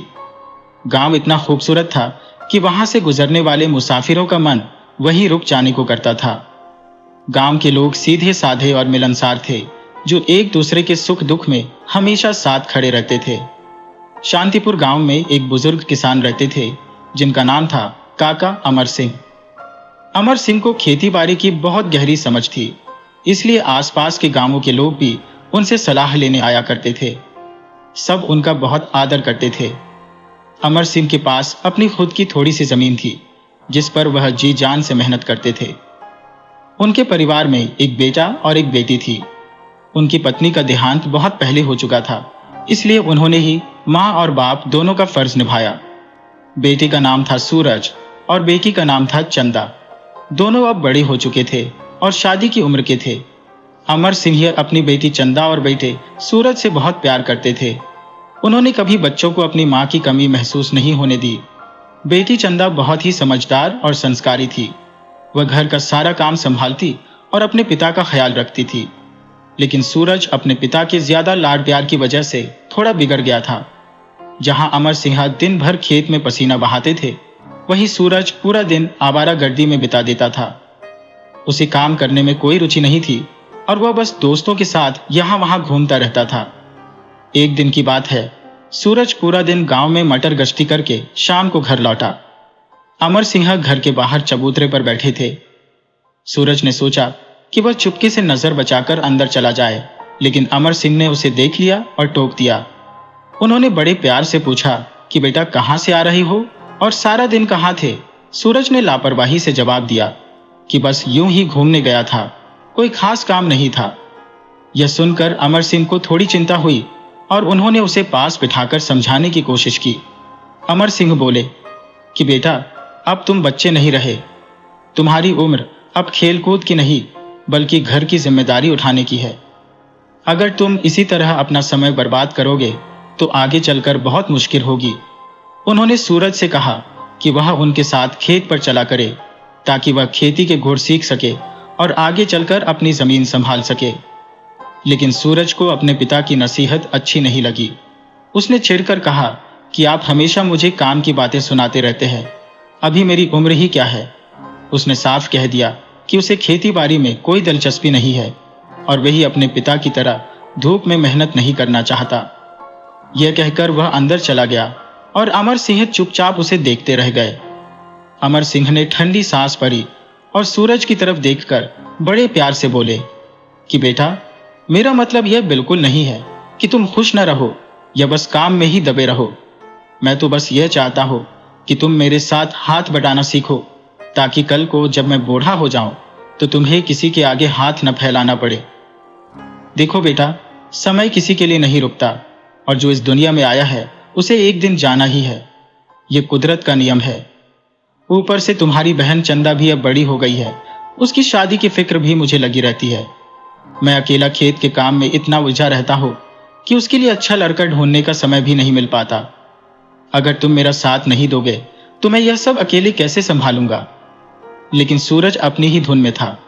उसने कड़वे मन से कहा कि पिताजी आप चाहे कुछ भी कह लीजिए, मैं खेत में पैर तक नहीं रखूंगा। आप मुझे अपनी बातों में फंसाने की कोशिश मत कीजिए। अमर सिंह ने फिर समझाया कि बेटा जिस काम को सिखाने के लिए मैं तुझसे कह रहा हूं उसे सीखने के लिए लोग दूर दूर से मेरे पास आते हैं। वे मुझसे विनती करते हैं कि मैं उन्हें खेती के तरीके सिखाऊं, लेकिन मैं चाहता हूं कि यह हुनर सिर्फ मेरा बेटा ही सीखे। सूरज हंसकर बोला कि पिताजी आप ये मीठी मीठी बातें करके मुझे बेवकूफ बना रहे हैं। आप जो चाहे कर ले, मैं मिट्टी में हाथ काले नहीं करने वाला। अंदर बैठी चंदा ये सारी बातें बहुत ध्यान से सुन रही थी। उससे अब रहा नहीं गया और वह बाहर आ गई। उसने अपने पिता से कहा कि पिताजी आप इसे कुछ मत कहिए और न ही कोई दबाव डालिए। इसे जितना घूमना है घूमने दीजिए, जब इसे भूख लगेगी तो यह अपने आप ठिकाने आ जाएगा। फिर वह सूरज की तरफ मुड़ी और गुस्से में बोली कि सूरज तुझे थोड़ी भी शर्म नहीं आती। पिताजी दिन भर धूप में हड्डी तोड़ मेहनत करते हैं और तू पूरे गांव में आवारागर्दी करता है। आज से तेरा घर का दाना पानी बंद है। जब खुद कमाकर लाएगा तभी इस घर में रोटी मिलेगी। बहन की यह कड़क आवाज सुनकर सूरज सन्न रह गया। उसने कभी चंदा का ऐसा रूप नहीं देखा था। अमर सिंह ने भी मन ही मन सोचा कि बेटी बिल्कुल सही कह रही है। कुछ लोग बातों से नहीं बल्कि लातों से समझते हैं। सूरज को सुधारने के लिए शायद यही कड़ा रास्ता सही है। सूरज को अब समझ आने लगा था कि अगर उसने बात नहीं मानी तो सच में भूखा मरना पड़ेगा। वह अपनी हार मानते हुए बनावटी हंसी हंसने लगा और बोला कि अरे चंदा, तू तो बुरा मान गई। मैं तो बस मजाक कर रहा था। मैं कल सुबह से ही पिताजी के साथ खेत पर जाऊंगा और खूब मेहनत करूंगा। चंदा ने अपनी बात पर जोर देते हुए कहा कि मुझे नहीं पता तू मजाक कर रहा था या क्या, लेकिन इतना समझ ले कि जैसा पिताजी कहेंगे तुझे बिल्कुल वैसा ही करना होगा। अब तो कोई छोटा बच्चा नहीं है, तुझे कंधे से कंधा मिलाकर पिताजी का बोझ हल्का करना पड़ेगा। इतना कहकर चंदा वापस रसोई में चली गई। उस शाम चंदा ने सूरज के लिए उसकी पसंद का बहुत अच्छा खाना बनाया। जब सब खाने बैठे तो चंदा बड़े प्यार से बोली कि भाई, तू मुझसे नाराज तो नहीं है? मैं तुझे गलत रास्ते पर जाते नहीं देख सकती थी, इसलिए मुझे गुस्सा करना पड़ा। आखिर तू मेरा इकलौता भाई है। अगर तू पिताजी का साथ नहीं देगा तो क्या गांव वाले देंगे? सूरज खाना खाते हुए बोला कि नहीं दीदी, मैं बिल्कुल नाराज नहीं हूं, बल्कि तुमने तो मेरी आंखें खोल दी। सच तो यह है कि पिताजी के ज्यादा प्यार ने ही मुझे आलसी बना दिया था। उन्होंने कभी मुझसे कड़ाई से बात नहीं की, इसलिए मेरा मन भी बढ़ गया था और मैं हवा में उड़ रहा था। लेकिन अब मैं समझ गया हूं कि मुझे क्या करना है। अमर सिंह यह सुनकर बहुत खुश हुए और उन्हें लगा कि अब उनका घर फिर से सही रास्ते पर आ जाएगा। अगले दिन सुबह होते ही सूरज तैयार हो गया और अपने पिता अमर सिंह के साथ खेत की तरफ चल दिया। सूरज को काम करते देख अमर सिंह बहुत खुश थे। अभी वे दोनों खेत में काम ही कर रहे थे कि तभी वहां मचक नाम का एक आदमी आ पहुंचा। मचक उसी शांतिपुर गांव का रहने वाला था, लेकिन वह बड़ा ही आलसी और भुक्खड़ किस्म का आदमी था। मचक के पास अपनी कुछ जमीन तो थी, पर वह मेहनत करने के नाम से भागता था। वह सारा दिन गांव में इधर उधर घूमता और लोगों से मांगकर अपना पेट भरता था। गांव के कुछ लोग तो उसे दया करके खिला देते थे, लेकिन ज्यादातर लोग उसे देखते ही अपने घर का दरवाजा बंद कर लेते थे। इसकी वजह यह थी कि मचक अकेला ही 5 लोगों के बराबर खाना खा जाता था, जिससे खिलाने वाले का बजट बिगड़ जाता था। अमर सिंह ने जैसे ही दूर से मचक को आते देखा, वे समझ गए कि आज यह मुसीबत गले पड़ने वाली है। उन्होंने मन ही मन सोचा कि यह आदमी आज दिन भर पीछा नहीं छोड़ेगा और जब तक पेट भर खाना नहीं मिल जाता यहां से टस से मस नहीं होगा। मचक पास आकर बोला कि और अमर सिंह भैया, क्या हाल चाल है? अरे, आज तो आपने अपने बेटे सूरज को भी काम पर लगा लिया है, बहुत बढ़िया। अमर सिंह ने मुस्कुराते हुए कहा कि सब ठीक है मचक भाई, तुम बताओ कहाँ जा रहे हो? मचक बोला कि जा तो रहा था पड़ोस के गांव तक, पर अब नहीं जाऊंगा। उसने सामने की तरफ इशारा करते हुए कहा कि देखो भैया, तुम्हारी बेटी चंदा यहाँ आ रही है और उसके हाथ में खाने की टोकरी भी है। अमर सिंह समझ गए कि आज उन्हें और उनके बेटे को भूखा ही रहना पड़ेगा, क्योंकि यह भूखड़ दोनों का खाना चट कर जाएगा। जैसे ही चंदा खेत पर पहुंची, मचक ने बिना कुछ सोचे समझे उसके हाथ से खाने की टोकरी झपट ली और जल्दी जल्दी खाना खाने लगा। देखते ही देखते उसने कुछ ही मिनटों में सारा खाना खत्म कर दिया। यह देखकर सूरज गुस्से से लाल हो गया। वह बोला कि अरे मचक काका, यह आपने क्या किया? हम दोनों सुबह से धूप में मेहनत कर रहे थे और यह खाना हमारे लिए आया था। आप 2 मिनट में सब खा गए। आपको थोड़ी तो शर्म आनी चाहिए।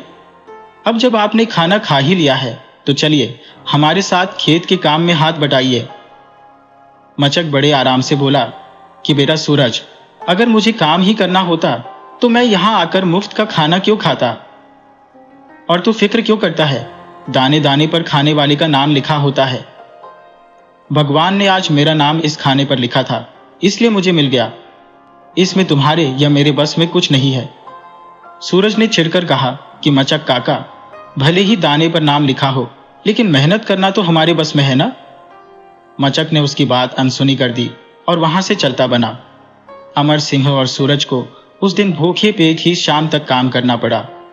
शाम को जब वे घर लौटे और खाना खाया, तब अमर सिंह ने सूरज से कहा कि बेटा, अब तुम खेती का लगभग सारा काम सीख गए हो। मुझे भरोसा है कि अगर कभी मैं घर पर न रहो तो तुम 1-2 दिन अकेले सब कुछ संभाल लोगे। सूरज ने गर्व से कहा कि जी पिताजी, आप चिंता मत कीजिए, मैं अब सब संभाल सकता हूँ। अमर सिंह बोले कि बेटा, मैं कल तुम्हारी बहन चंदा के लिए लड़का देखने जाने वाला हूँ। मैं चाहता हूँ कि मेरे जीते जी किसी अच्छे घर में उसका रिश्ता तय हो जाए और उसका घर बस जाए। सूरज भी इस बात से खुश था और बोला कि पिताजी, मैं भी यही चाहता हूं कि दीदी की शादी जल्दी हो जाए। अमर सिंह ने सूरज को समझाते हुए कहा कि बेटा, जब मैं बाहर रहूं तो खेत के काम में लापरवाही मत करना और मन लगाकर मेहनत करना। अगले दिन सुबह अमर सिंह गांव के ही एक जान पहचान वाले के साथ रिश्ता देखने दूसरे गांव चले गए। इधर सूरज अपने वादे के मुताबिक सुबह जल्दी उठकर खेत पर चला गया।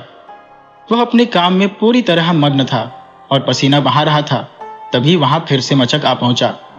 मचक ने पास आकर बड़े प्यार से पूछा कि और सूरज बाबू, क्या हाल चाल है? सब ठीक ठाक तो है ना? सूरज उसे देखते ही समझ गया कि यह फिर से खाने के जुगाड़ में आया है। उसने चिढ़कर कहा कि अरे मचक काका, आप फिर से यहाँ आ गए? मेरा मतलब है कि इस तरफ कैसे आना हुआ? मचक ने मुस्कुराते हुए जवाब दिया कि बेटा, मैं तो घर से सीधा तुम्हारे ही खेत पर आया हूँ। बात दरअसल ये है कि मुझे थोड़ी भूख लगी थी और मुझे लगा कि अभी थोड़ी देर में बेटी चंदा खाना लेकर आती ही होगी, तो सोचा साथ में बैठकर खा लेंगे। सूरज ने दिमाग लगाया और बड़े दुख भरे चेहरे के साथ बोला कि काका, मुझे आपको बताते हुए बहुत अफसोस हो रहा है कि आज मैं घर से ही पेट भर खाना खाकर आया हूँ, इसलिए आज चंदा यहाँ खाना लेकर नहीं आएगी। आप अपनी योजना बदलिए और खाने के लिए किसी और का दरवाजा खटखटाया। यह सुनकर मचक का चेहरा लटक गया और वह वहां से चुपचाप चला गया। सूरज ने चैन की सांस ली और मन ही मन सोचा कि चलो, अच्छा हुआ इस भुक्खड़ को बेवकूफ बना दिया, वरना आज भी यह मेरा सारा खाना चट कर जाता। थोड़ी देर बाद सूरज ने देखा कि दूर से चंदा खाने की टोकरी लेकर आ रही है। खाने की महक मिलते ही सूरज के पेट में चूहे दौड़ने लगे। वह जल्दी से हाथ मुंह धोकर खाना खाने बैठा ही था कि अचानक ऊपर से आवाज आई कि अरे सूरज बाबू, अकेले अकेले खाना खा रहे हो? अब तो तुम भी झूठ बोलने लगे। सूरज हक्का बक्का रह गया कि आखिर यह आवाज कहां से आई। तभी पास के पेड़ से मचक नीचे कूदा। सूरज ने अपना सिर पीट लिया। मचक ने झट से सूरज की आधी थाली का खाना खा लिया और डकार मारते हुए वहां से चला गया। सूरज बहुत परेशान हो गया। उसने चंदा से कहा कि दीदी, अब कल से तुम खेत पर खाना लेकर मत आना। ये मचक रोज की आदत बना चुका है और मेरा खाना खा जाता है। अब से मैं घर से ही खाना खाकर निकला करूंगा। शाम को जब अमर सिंह घर लौटे तो उनके चेहरे पर बड़ी चमक थी। उन्होंने बताया कि बेटा सूरज, मैंने चंदा के लिए लड़का देख लिया है और रिश्ता पक्का हो गया है। अगले हफ्ते ही शादी है और हमें यह शादी बहुत धूमधाम से करनी है। सूरज ने खुश होकर पूछा कि पिताजी, यह तो बहुत अच्छी बात है, पर लड़के वाले कैसे हैं? उनके पास खेती बाड़ी के लिए अपनी जमीन तो है ना? अमर सिंह हंसकर बोले कि अरे पागल, क्या तुझे लगता है कि मैं बिना जांच पड़ताल किए रिश्ता पक्का करूंगा? लड़के के पास बहुत सारी जमीन है। हमारे पास जितनी जमीन है उससे कहीं ज्यादा उनके पास है। साथ ही उनका घर भी पक्का बना हुआ है। हमारी तरह झोपड़ी नहीं है। अपनी चंदा वहां रानी बनकर राज करेगी। तू इस बात की फिक्र मत कर। फिर सूरज ने बताया कि पिताजी, आज मचक फिर आया था और मेरा खाना छीन कर खा गया। उसकी यह रोज की आदत हो गई है। हमें उससे पीछा छुड़ाना ही होगा। अमर सिंह बोले कि बेटा, तुम बहुत भोले हो। तुमने उससे झूठ क्यों नहीं बोल दिया कि तुम घर से खाकर आए हो और खाना यहां नहीं आएगा? सूरज ने मायूस होकर कहा कि पिताजी, जैसा आप कह रहे हैं मैंने बिल्कुल वैसा ही किया था, पर वह मुझसे भी ज्यादा चालाक निकला। वह पेड़ पर चढ़कर छिप गया था और जैसे ही चंदा आई वह नीचे कूद पड़ा। अमर सिंह बोले कि बेटा, मचक बहुत चतुर और जिद्दी है। उसकी आदत बिगड़ गई है। अब से हम भी यही करेंगे कि घर से ही खाना खाकर निकला करेंगे ताकि उसे मौका ही न मिले।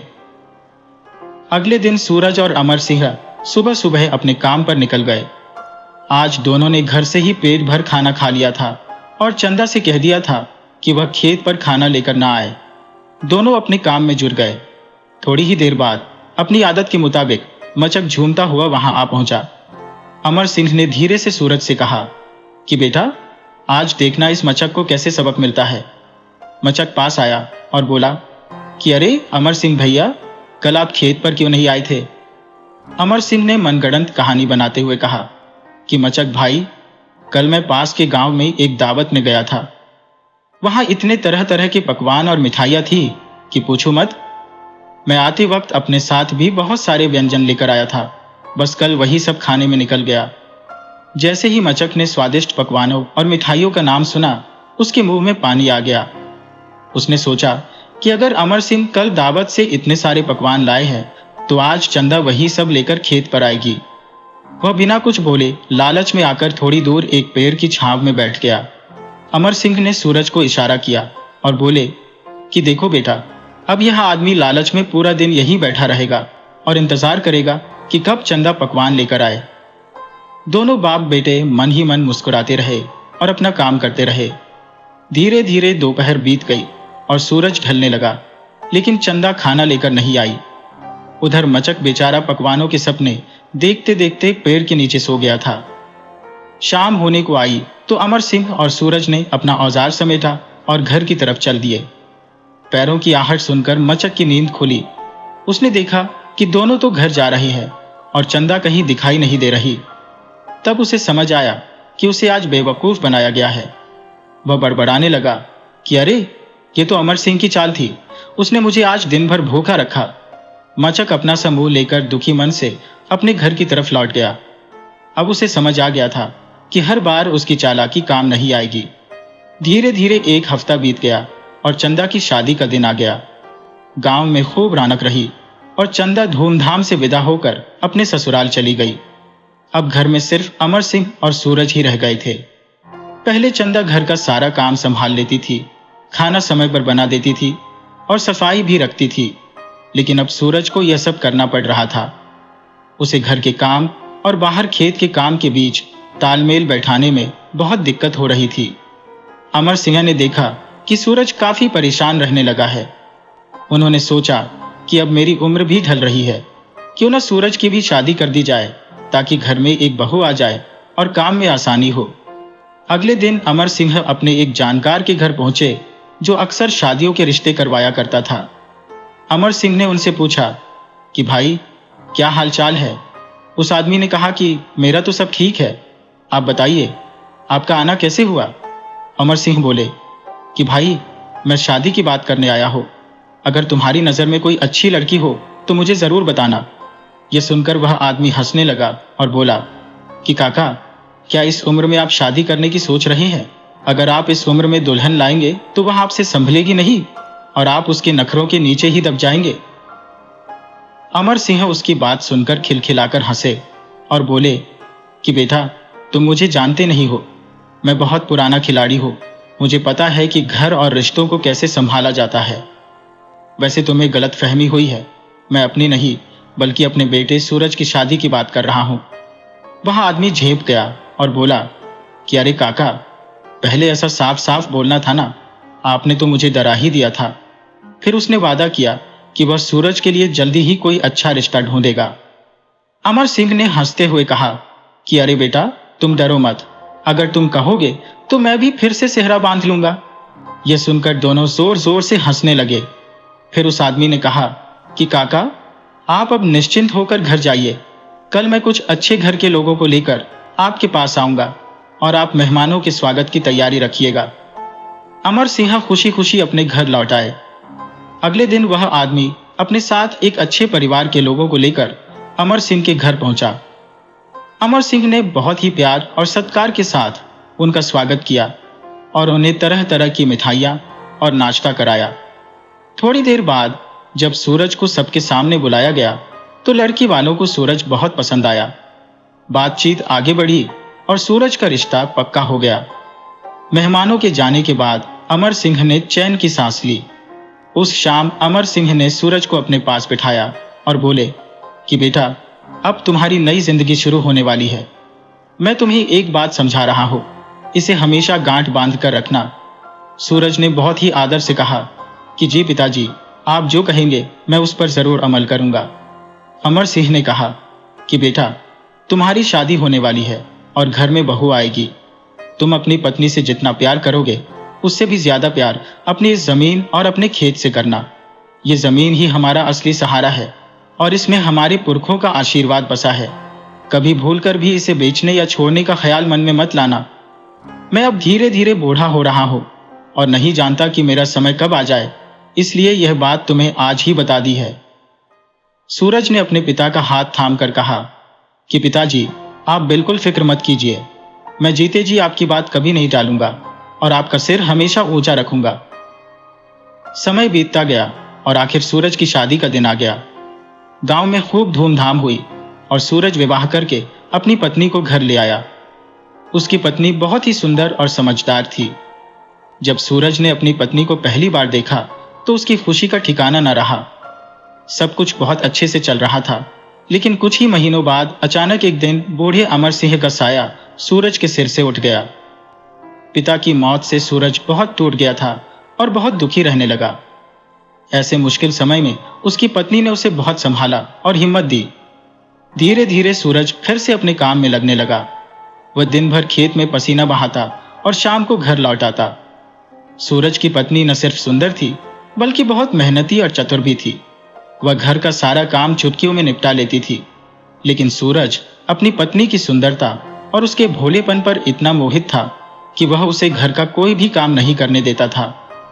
अब घर में सिर्फ वे दोनों ही थे। माता पिता पहले ही चल बसे थे और बड़ी बहन चंदा अपने ससुराल में सुखी थी। सूरज अपनी पत्नी से इतना प्यार करता था कि वह खेत से आने के बाद खुद खाना बनाता, बर्तन धोता और घर की साफ सफाई भी खुद ही करता था। वह अपनी पत्नी को बस आराम करते देखना चाहता था। शुरुआत में तो उसकी पत्नी नई नई आई थी, इसलिए शर्म के मारे कुछ नहीं बोल पाई। लेकिन जब 1-2 महीने बीत गए और उसने देखा कि सूरज खेत में काम करके आने के बाद भी घर के कामों में लगा रहता है, तो उसे बहुत बुरा लगने लगा। एक दिन उसने खींचकर सूरज को रोक लिया और बोली कि यह सब आप क्या कर रहे हैं? आप मुझे घर का कोई काम छूने तक नहीं देते और खुद ही सब करने लग जाते हैं। मैं आपकी पत्नी हूँ और घर के अंदर का काम करना, खाना बनाना और चूल्हा चौका संभालना एक स्त्री की जिम्मेदारी होती है। आप बाहर का काम देखिए और मुझे घर का काम करने दीजिए। मुझे इस तरह खाली बैठना बिल्कुल अच्छा नहीं लगता। सूरज अपनी पत्नी की बात सुनकर मुस्कुराया और बोला कि तुम इतनी कोमल और सुंदर हो कि मेरा मन नहीं करता कि तुम कोई भारी काम करो। मैं तो तुम्हें फूलों की तरह रखना चाहता हूँ। ये सुनकर उसकी पत्नी ने बड़े प्यार से उसे समझाया कि यह आप कैसी बातें कर रहे हैं। सुंदर होने का मतलब ये तो नहीं कि इंसान काम न करे। क्या सुंदर लोगों को भूख नहीं लगती या वे खाना नहीं खाते? किसी भी इंसान को अपनी सुंदरता पर घमंड नहीं करना चाहिए। मैं खुद को कभी सुंदर नहीं मानती। ये तो आपका प्यार है जो आप मुझे ऐसा कहते हैं। लेकिन सिर्फ प्यार से पेट नहीं भरता, हमें मेहनत तो करनी ही पड़ेगी। मैं ये कभी बर्दाश्त नहीं कर सकती कि आप दिन भर खेत में पसीना बहाएं और फिर घर आकर नौकरों की तरह काम करें। आप मेरे पति हैं, नौकर नहीं। घर की सारी जिम्मेदारी अब मेरी है। सूरज ने बहुत मना किया, लेकिन उसकी पत्नी नहीं मानी और उसने घर का सारा मोर्चा संभाल लिया। वह बहुत ही संस्कारी थी और उसे इस बात का डर था कि अगर गांव वालों को पता चला कि उसका पति घर में खाना बनाता है और बर्तन धोता है, तो उसकी और उसके पति की बहुत बदनामी होगी। धीरे धीरे उसने घर के साथ साथ गाय भैंसों का काम भी संभाल लिया। इससे सूरज को बहुत आराम मिला और उसकी कमाई भी बढ़ने लगी। उसकी पत्नी बहुत समझदार और चतुर थी। वह सूरज को खेती के नए नए तरीके बताती थी। उसकी सलाह मानकर सूरज ने जब काम किया तो उसे बहुत फायदा हुआ। उनकी गायें भी अब पहले से ज्यादा दूध देने लगी थी। इस तरह दोनों को साथ रहते हुए 1 साल बीत गया। एक दिन सूरज की पत्नी थोड़ा उदास होकर बोली कि देखिए, मुझे यहाँ आए 1 साल हो गया है, लेकिन मेरे मायके से अभी तक कोई खबर लेने नहीं आया। मेरे माता पिता अब बूढ़े हो गए हैं और मेरा छोटा भाई अभी छोटा है। वह अकेले इतनी दूर नहीं आ सकता। घर से यहाँ तक का रास्ता बहुत लंबा है और बूढ़े पिता एक दिन में इतना पैदल नहीं चल सकते। मुझे अपने परिवार की बहुत याद आ रही है। क्या आप मुझे कुछ दिनों के लिए मेरे मायके घुमा लाएंगे? आजकल तो तांगे भी चलने लगे हैं। हम कोई तांगा किराए पर कर लेंगे और एक दिन में वहां पहुंच जाएंगे। 2-4 दिन वहां रहकर वापस आ जाएंगे। सूरज ने अपनी पत्नी की बात सुनी और सोच में पड़ गया। उसने कहा कि तुम्हारी बात तो सही है और तुम्हें अपने माता पिता से मिलना भी चाहिए, लेकिन अगर हम दोनों साथ चले गए तो हमारे इन पशुओं का क्या होगा? वे तो भूखे मर जाएंगे। पहले जब कभी हमें कहीं जाना होता था तो पिताजी मचक काका को घर की चाबी सौंप कर जाते थे। मचक काका आराम से यहाँ रहते थे अपना खाना बनाते थे और हमारे पशुओं का पूरा ख्याल रखते थे। लेकिन अब समय बदल गया है। मचक काका अब पहले जैसे नहीं रहे। अब हम उन पर भरोसा करके घर नहीं छोड़ सकते। उनकी आदतें बहुत बिगड़ गई है। वे बहुत ज्यादा आलसी और कामचोर हो गए हैं। वे अब कोई काम छूना भी पसंद नहीं करते, बस उन्हें मुफ्त का खाना चाहिए। वे अब किसी के भी यहाँ बिन बुलाए मेहमान बनकर पहुंच जाते हैं और लोग शर्म के मारे उन्हें खाना खिला देते हैं, पर काम के नाम पर वे एक तिनका भी नहीं उठाते। सूरज अपनी पत्नी को समझाते हुए आगे बोला कि मचक काका की सबसे बुरी आदत यह है कि वे एक बार कहीं जम जाए तो किल्ली की तरह चिपक जाते हैं। वहां से हिलने का नाम ही नहीं लेते। वे तब तक किसी के घर डेरा डाले रहते हैं जब तक कि सामने वाला रिश्तेदार पूरी तरह शर्म हया छोड़कर उन्हें साफ साफ जाने के लिए न कह दे। कई बार तो उन्हें जबरदस्ती वहां से विदा करना पड़ता है, तब कहीं जाकर वे निकलते हैं। लेकिन इसकी भी कोई पक्की बात नहीं है कि अगर उन्हें सुबह घर से निकाला गया है तो वे शाम को वापस नहीं लौटेंगे। वे शाम ढलते ही फिर वहीं पहुंच जाते हैं, क्योंकि हमारे यहाँ शाम के वक्त आए मेहमान को कोई दरवाजे से नहीं भगाता। बस इसी बात का फायदा उठाकर वे फिर से कई दिनों के लिए वहीं टिक जाते हैं। सूरज ने पुरानी बात याद करते हुए बताया कि एक बार वे मेरे साथ मेरी बहन चंदा के ससुराल चले गए थे। हम लोग वहां एक रात रुके थे। चंदा ने हमारी बहुत सेवा की, लेकिन उसने अकेले में मुझसे कहा कि भाई, तुमने मचक को मेरा घर दिखाकर अच्छा नहीं किया। ये अब यहाँ से जल्दी नहीं जाएगा और महीनों बैठकर खाएगा। हम अपना काम धंधा देखें या इसे खिलाते रहें। और खाने के मामले में तो पूछो ही मत। जब बैठने लगता है तो अकेले ही 4-5 लोगों का खाना चट कर जाता है। सच में यही हुआ। मैं तो अगली सुबह वहां से लौट आया, पर मचक काका वहीं रह गए। वे पूरे 15 दिनों तक चंदा के ससुराल में डटे रहे। आखिर में थक हार कर मेरे जीजा जी ने उन्हें चारपाई में बांधा और 4 लोगों से उठवाकर वापस उनके गांव छुड़वाया। सूरज की यह बात सुनकर उसकी पत्नी जोर जोर से हंसने लगी। उसने पूछा कि क्या मचक सच में आपके सगे काका है? सूरज ने कहा कि नहीं, वे हमारे सगे नहीं है। गांव के आपसी मेल जोल और पुराने रिश्तों के नाते सब उन्हें काका बुलाते हैं, तो हम भी उन्हें काका ही कहते हैं। पत्नी ने हंसते हुए चेतावनी दी कि देखो जी, उन्हें कभी भूलकर भी मेरे मायके मत ले जाना। सूरज बोला कि अरे नहीं, मैं उन्हें भला वहां क्यों ले जाऊंगा। फिर उसने अपनी योजना बताई कि मैं सोच रहा हूं कि कल सुबह मैं अकेले ही तुम्हारे मायके चला जाता हूं। वहां से तुम्हारे भाई को साथ ले आऊंगा और फिर उसके साथ तुम्हें मायके भेज दूंगा। तुम 1-2 हफ्ते वहां रहकर आ जाना। तुम्हारे पास इतने पैसे तो है ही कि तुम तांगे से आराम से आ जा सको। पत्नी ने तुरंत कहा कि तो क्या आप पैदल जाने की सोच रहे हैं? पैदल मत जाइएगा। आपने मुझे घर चलाने के लिए जो भी पैसे दिए थे, मैंने उनमें से काफी बचत करके रखी है। अब हमारे पास बहुत सारे पैसे जमा हो गए हैं, जिससे हम आगे चलकर कोई बड़ा काम कर सकते हैं। आप उन्हीं पैसों में से तांगे का किराया ले लीजिए और आराम से जाइए। पत्नी ने सूरज को आने जाने का किराया और रास्ते में नाश्ते के लिए कुछ और पैसे भी दे दिए। सूरज अगले दिन तड़के सुबह ही घर से निकल पड़ा। उसने सोचा कि भोर में ही निकल जाता हूं, ताकि मचक काका की नजर न पड़े और उनसे जान बचे। सूरज ने पैसे बचाने के चक्कर में तांगा किराए पर नहीं लिया। उसने मन ही मन सोचा कि बेकार में पैसे क्यों बर्बाद करना। पत्नी यहां देखने थोड़ी ही आ रही है कि मैं पैदल जा रहा हूं या तांगे से। वह मन ही मन खुश था कि उसने पैसे बचा लिए। लेकिन चलते चलते जब सुबह के 10 बज गए, तब तक वह आधा रास्ता भी पार नहीं कर पाया था। उसकी ससुराल अभी भी 7 कोस दूर थी और सूरज को बहुत तेज भूख लगने लगी थी।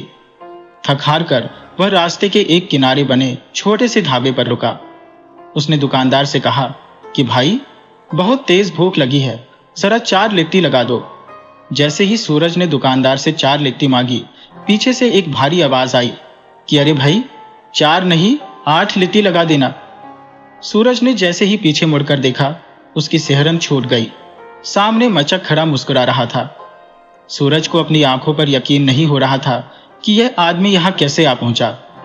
मचक पास आकर बड़े मजे से बोला कि क्यों सूरज बाबू, अकेले अकेले ससुराल की दावत उड़ाने चले थे और हमें बताया तक नहीं? पर हम भी कच्चे खिलाड़ी नहीं हैं, तुम्हारे पीछे पीछे यहां तक आ ही गए। सूरज ने तुरंत अपना बचाव करते हुए झूठ बोल दिया कि अरे नहीं काका, आप गलत समझ रहे हैं, मैं ससुराल नहीं जा रहा हूं।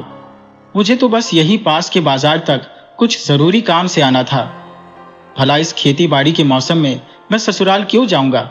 आप तो जानते ही हैं कि मेरे ससुराल वाले कितने सख्त हैं। काम की सीजन में भी किसी को नहीं छोड़ते, सबको खेत पर लगा देते हैं। आपको तो याद ही होगा कि मेरी बहन के ससुराल वालों ने आपके साथ क्या किया था। उन्होंने आपको चारपाई में बांधकर गांव वापस भिजवाया था। क्या आपको वह बात याद नहीं है? मचक जोर से हंसा और बोला कि अरे पागल, मैं इतनी आसानी से हार मानने वालों में से नहीं हूं। मैंने सचमुच उन लोगों की नाक में दम कर दिया था। वे लोग मुझे भरपेट खाना नहीं देते थे, इसलिए मैं आधी रात को चुपके से रसोई में घुस जाता था और सारा दही चट कर जाता था। फिर बर्तन को वापस वैसे ही ढंक देता था जैसे कुछ हुआ ही ना हो। तुम्हारी बहन चंदा तो यही समझ रही थी कि घर में कोई भूत प्रेत आ गया है जो दही खा जाता है, पर तुम्हारे जीजाजी बहुत चालाक निकले। वे रात को छिपकर दही के बर्तन की रखवाली करने लगे और मुझे इसकी खबर तक नहीं थी। जैसे ही मैं दही खाने घुसा, उन्होंने मुझे पकड़ लिया और फिर खूब धुनाई की। उसके बाद ही उन्होंने मुझे चारपाई में बांधकर घर भिजवाया था। बड़े ही खतरनाक लोग हैं तुम्हारी बहन के ससुराल वाले। इतने में दुकानदार दोनों के लिए 4-4 लिट्टी ले आया। मचक ने बड़े प्यार से सूरज की तरफ देखा और बोला कि देखो सूरज, अब जब हम खाने बैठ ही गए हैं तो मुझे भरपेट खिला ही दो। मैं कोई ज्यादा थोड़े ही खाऊंगा, बस 15-20 लिट्टी खाकर अपना पेट भर लूंगा। सूरज घबरा गया और बोला कि काका, मेरे पास इतने पैसे नहीं है, मुझे घर के लिए कुछ और जरूरी सामान भी खरीदना है। मचक ने जिद पकड़ ली और बोला कि सामान तो तुम किसी और दिन भी ले सकते हो, पर आज मुझे खुश कर दो। काफी बहस के बाद सूरज को हार माननी पड़ी और उसने मचक को भरपेट लिट्टी खिलाई। शाम को जब सूरज वापस घर पहुंचा तो उसकी पत्नी उसे देखकर हैरान रह गई। उसने पूछा कि अरे, आप इतनी जल्दी वापस कैसे आ गए? क्या वहां सब ठीक है? ससुराल में कोई बात तो नहीं हो गई? सूरज ने मायूस होकर कहा कि भाग्यवान, मैं वहां तक पहुंच ही नहीं पाया। रास्ते में वही मचक मिल गया और वह मेरे पीछे हाथ धोकर पड़ गया। पत्नी ने हैरानी से पूछा कि पर आप तो तांगे से जा रहे थे, फिर तांगे पर मचक कैसे मिल गया और वह आपके साथ कैसे आया? सूरज ने धीरे से सच बता दिया कि सच तो यह है कि मुझे कोई तांगा मिला ही नहीं, इसलिए मैं पैदल ही निकल पड़ा था। सोचा था पैसे बच जाएंगे, पर रास्ते के ढाबे पर मचक मिल गया और उसने मेरे सारे पैसे लिट्टी खाने में खर्च करवा दिए। पत्नी को यह सुनकर बुरा तो लगा, पर उसने सूरज को ढांढस बंधाया और कहा कि कोई बात नहीं, आप 1-2 दिन बाद फिर से जाने की कोशिश करना। इस बार हम एक नई चाल चलेंगे। जब आप घर से निकलेंगे तो मैं चुपके से बाहर से मचक के घर की सांकल लगा दूंगी। वह घर के अंदर ही बंद रह जाएगा और जब तक वह बाहर निकलने का रास्ता ढूंढेगा तब तक आप आराम से मेरे गांव पहुंच चुके होंगे। 2 दिन बीत जाने के बाद सूरज ने एक बार फिर अपने ससुराल जाने की तैयारी की। उसकी पत्नी ने इस बार बहुत पक्की योजना बनाई थी। उसने आधी रात के वक्त चुपके से जाकर मचक के घर का दरवाजा बाहर से बंद कर दिया और कुंडी लगा दी। घर लौटकर उसने सूरज से कहा कि अब आप बिल्कुल भी देर मत कीजिए और इसी वक्त निकल जाइए। सुबह होते ही आपको जहां से भी तांगा मिले उसे किराए पर ले लेना और आराम से जाना। अगर मेरे माता पिता आपको रुकने के लिए कहे तो वहां 1-2 दिन रुक भी जाना, लेकिन आते समय मेरे छोटे भाई को साथ जरूर लाना। सूरज मन ही मन बहुत खुश हुआ और अपनी पत्नी की अक्लमंदी की तारीफ करते हुए ससुराल के लिए निकल पड़ा। आधी रात का वक्त था, चारों तरफ सन्नाटा था। सूरज को पूरा भरोसा था कि आज तो वह पक्का ससुराल पहुंच ही जाएगा और मचक उसका पीछा नहीं कर पाएगा। उसने सोचा कि मचक जब सुबह सोकर उठेगा और दरवाजा बंद पाएगा तो खूब चीखेगा, चिल्लाएगा। फिर कोई न कोई आकर उसका दरवाजा खोलेगा, लेकिन तब तक मैं बहुत दूर निकल चुका हूंगा। वह यह भी सोचकर हंस रहा था कि मचक का दरवाजा जो भी खोलेगा वह उसी के गले पड़ जाएगा। चलते चलते काफी समय बीत गया और सूरज थकने लगा था। जब वह उत्तमपुर वाले रास्ते के पास पहुंचा तो उसे लगा कि थोड़ी देर आराम कर लेना चाहिए। वह एक घने पेड़ की छांव में बैठ गया और खुद से ही बातें करने लगा। वह बड़बड़ा रहा था कि आज मेरी किस्मत बहुत अच्छी है, ससुराल पहुंचने से अब कोई नहीं रोक सकता। यह मचक खुद तो कुछ करता नहीं है, बस दूसरों के पीछे ऐसे पड़ जाता है जैसे हमने उसका कोई उधार खाया हो। लेकिन मेरी पत्नी ने उसे सही सबक सिखाया है। अब वह घर में कैद होकर परेशान हो रहा होगा और उसे कभी पता भी नहीं चलेगा कि कुंडी किसने लगाई थी। सूरज अब भी अपनी जीत की खुशी मना ही रहा था कि तभी अचानक पेड़ के ऊपर से एक जानी पहचानी आवाज आई कि क्यों सूरज बाबू, लगता है ससुराल की तैयारी पूरी है। सूरज अचानक चौंक गया और डर के मारे यहाँ वहां देखने लगा। उसे लगा कि शायद उसे मचक का वहम हो रहा है, क्योंकि वह सारा दिन उसी के बारे में सोचता रहता है। लेकिन तभी दोबारा वही आवाज आई कि अरे भाई सूरज, कुछ बोलते क्यों नहीं, चुप क्यों हो गए। सूरज ने जब हिम्मत करके ऊपर पेड़ की डालियों की तरफ देखा तो उसका कलेजा मुंह को आ गया। उसने अपना माथा पीट लिया, क्योंकि मचक पेड़ पर आराम से बैठा उसे देख रहा था। सूरज को समझ नहीं आ रहा था कि जिसे वह घर में बंद करके आया था वह यहाँ तक कैसे आ गया। उसने हैरानी से पूछा कि काका, आप यहाँ इस पेड़ पर क्या कर रहे हैं और आप यहाँ पहुंचे कैसे। मचक बड़ी बेशर्मी से मुस्कुराया और पेड़ से नीचे उतरते हुए बोला कि बेटा, मैं तुम्हारे साथ तुम्हारे ससुराल जा रहा हूं। अब तुम मुझे प्यार से नहीं ले जा रहे थे तो मुझे खुद ही रास्ता निकालना पड़ा। तुम पहली बार अपनी ससुराल जा रहे हो और मैं तुम्हें इस तरह अकेले मुसीबत में नहीं छोड़ सकता। तुम्हें नहीं पता कि ससुराल में पहली बार जाने वाले लड़के की क्या हालत होती है। दाम की सालियां और घर के लोग तुम्हें इतना परेशान करेंगे कि तुम्हारा जीना मुश्किल हो जाएगा। अकेले तुम उन सब का सामना नहीं कर पाओगे, इसलिए मेरा तुम्हारे साथ चलना बहुत जरूरी है। अब चलो, ज्यादा सोचो मत और आगे बढ़ो। सूरज ने हार न मानते हुए फिर से झूठ बोला कि काका, आप गलत समझ रहे हैं। मैं ससुराल नहीं जा रहा हूं, मैं तो बस उत्तमपुर बाजार से खेती का कुछ जरूरी सामान लेने जा रहा हूं। मचक हंसते हुए बोला कि बेटा, अभी तो तुम पेड़ के नीचे बैठकर खुद ही बड़बड़ा रहे थे कि आज तो ससुराल पहुंच ही जाऊंगा। अब अपनी बात से पलट क्यों रहे हो। सूरज ने बात बनाने की कोशिश की और कहा कि काका, वो तो मैं आपको चिढ़ाने के लिए बोल रहा था। मुझे पता था कि आप ऊपर पेड़ पर छिपे बैठे हैं, इसलिए मैं आपको सुना रहा था। मचक ने एक लंबी अंगड़ाई ली और बोला कि सूरज बाबू, अब झूठ मत बोलो। तुम तो मुझे रात को घर में बंद करके आए थे ना। पर मैं भी कम चतुर नहीं हूं। मुझे पहले से शक था कि तुम और तुम्हारी पत्नी मुझे घर में कैद करने का ताला लगा सकते हो, इसलिए मैं उस रात घर पर सोया ही नहीं। मैं गांव के बाहर पुराने खंडहर के पास सो गया था। जब आधी रात को तुम दबे पांव घर से निकले, तभी से मैं तुम्हारे पीछे लग गया था। जब तुम सुबह रास्ते में नदी के पास हाथ मुंह धोने रुके, तब मैं चुपके से तुमसे आगे निकल आया और इस पेड़ पर चढ़कर बैठ गया। अब मुझे इतना थकाने और परेशान करने के बाद तुम कह रहे हो कि ससुराल नहीं जा रहे। चलो, अब चुपचाप उत्तमपुर ढाबे पर और मुझे भरपेट लिट्टी खिलाओ। सूरज झुंझलाकर बोला कि काका, मैंने आपको कब कहा था कि मेरे पीछे आओ। आप तो खुद ही दूसरों के काम में टांग अड़ाते रहते हैं। मचक ने बड़े दार्शनिक अंदाज में कहा कि देखो बेटा, तुम गांव के नौजवान हो और पहली बार अकेले ससुराल जा रहे हो, तो मेरी जिम्मेदारी बनती है कि मैं तुम्हारी देखभाल करूं। क्या कोई नदी में डूबने वाला पहले से जानता है कि वह डूबने वाला है? क्या वह बचाने वाले को साथ लेकर चलता है? नहीं ना। जब कोई डूबता है तो भले लोग खुद उसे बचाने दौड़ पड़ते हैं। अब जब मैंने तुम्हें अकेले जाने की मुसीबत से बचा लिया है, तो तुम्हारी भी जिम्मेदारी बनती है कि मुझे अच्छा खाना खिलाओ। अब चलो और लिट्टी का इंतजाम करो। सूरज गुस्से में बोला कि यह क्या मुसीबत है, मान न मान मैं तेरा मेहमान।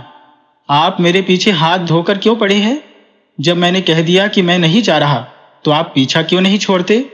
मुझे मेरा काम करने दीजिए।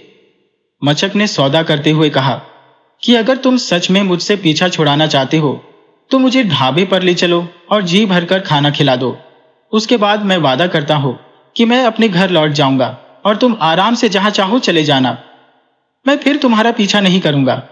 सूरज ने सोचा कि चलो, यही सही तरीका है इससे जान छुड़ाने का। उसने कहा कि ठीक है काका, बात पक्की रही। मैं आपको भरपेट खाना खिला देता हूं, पर उसके बाद आप घर लौट जाएंगे।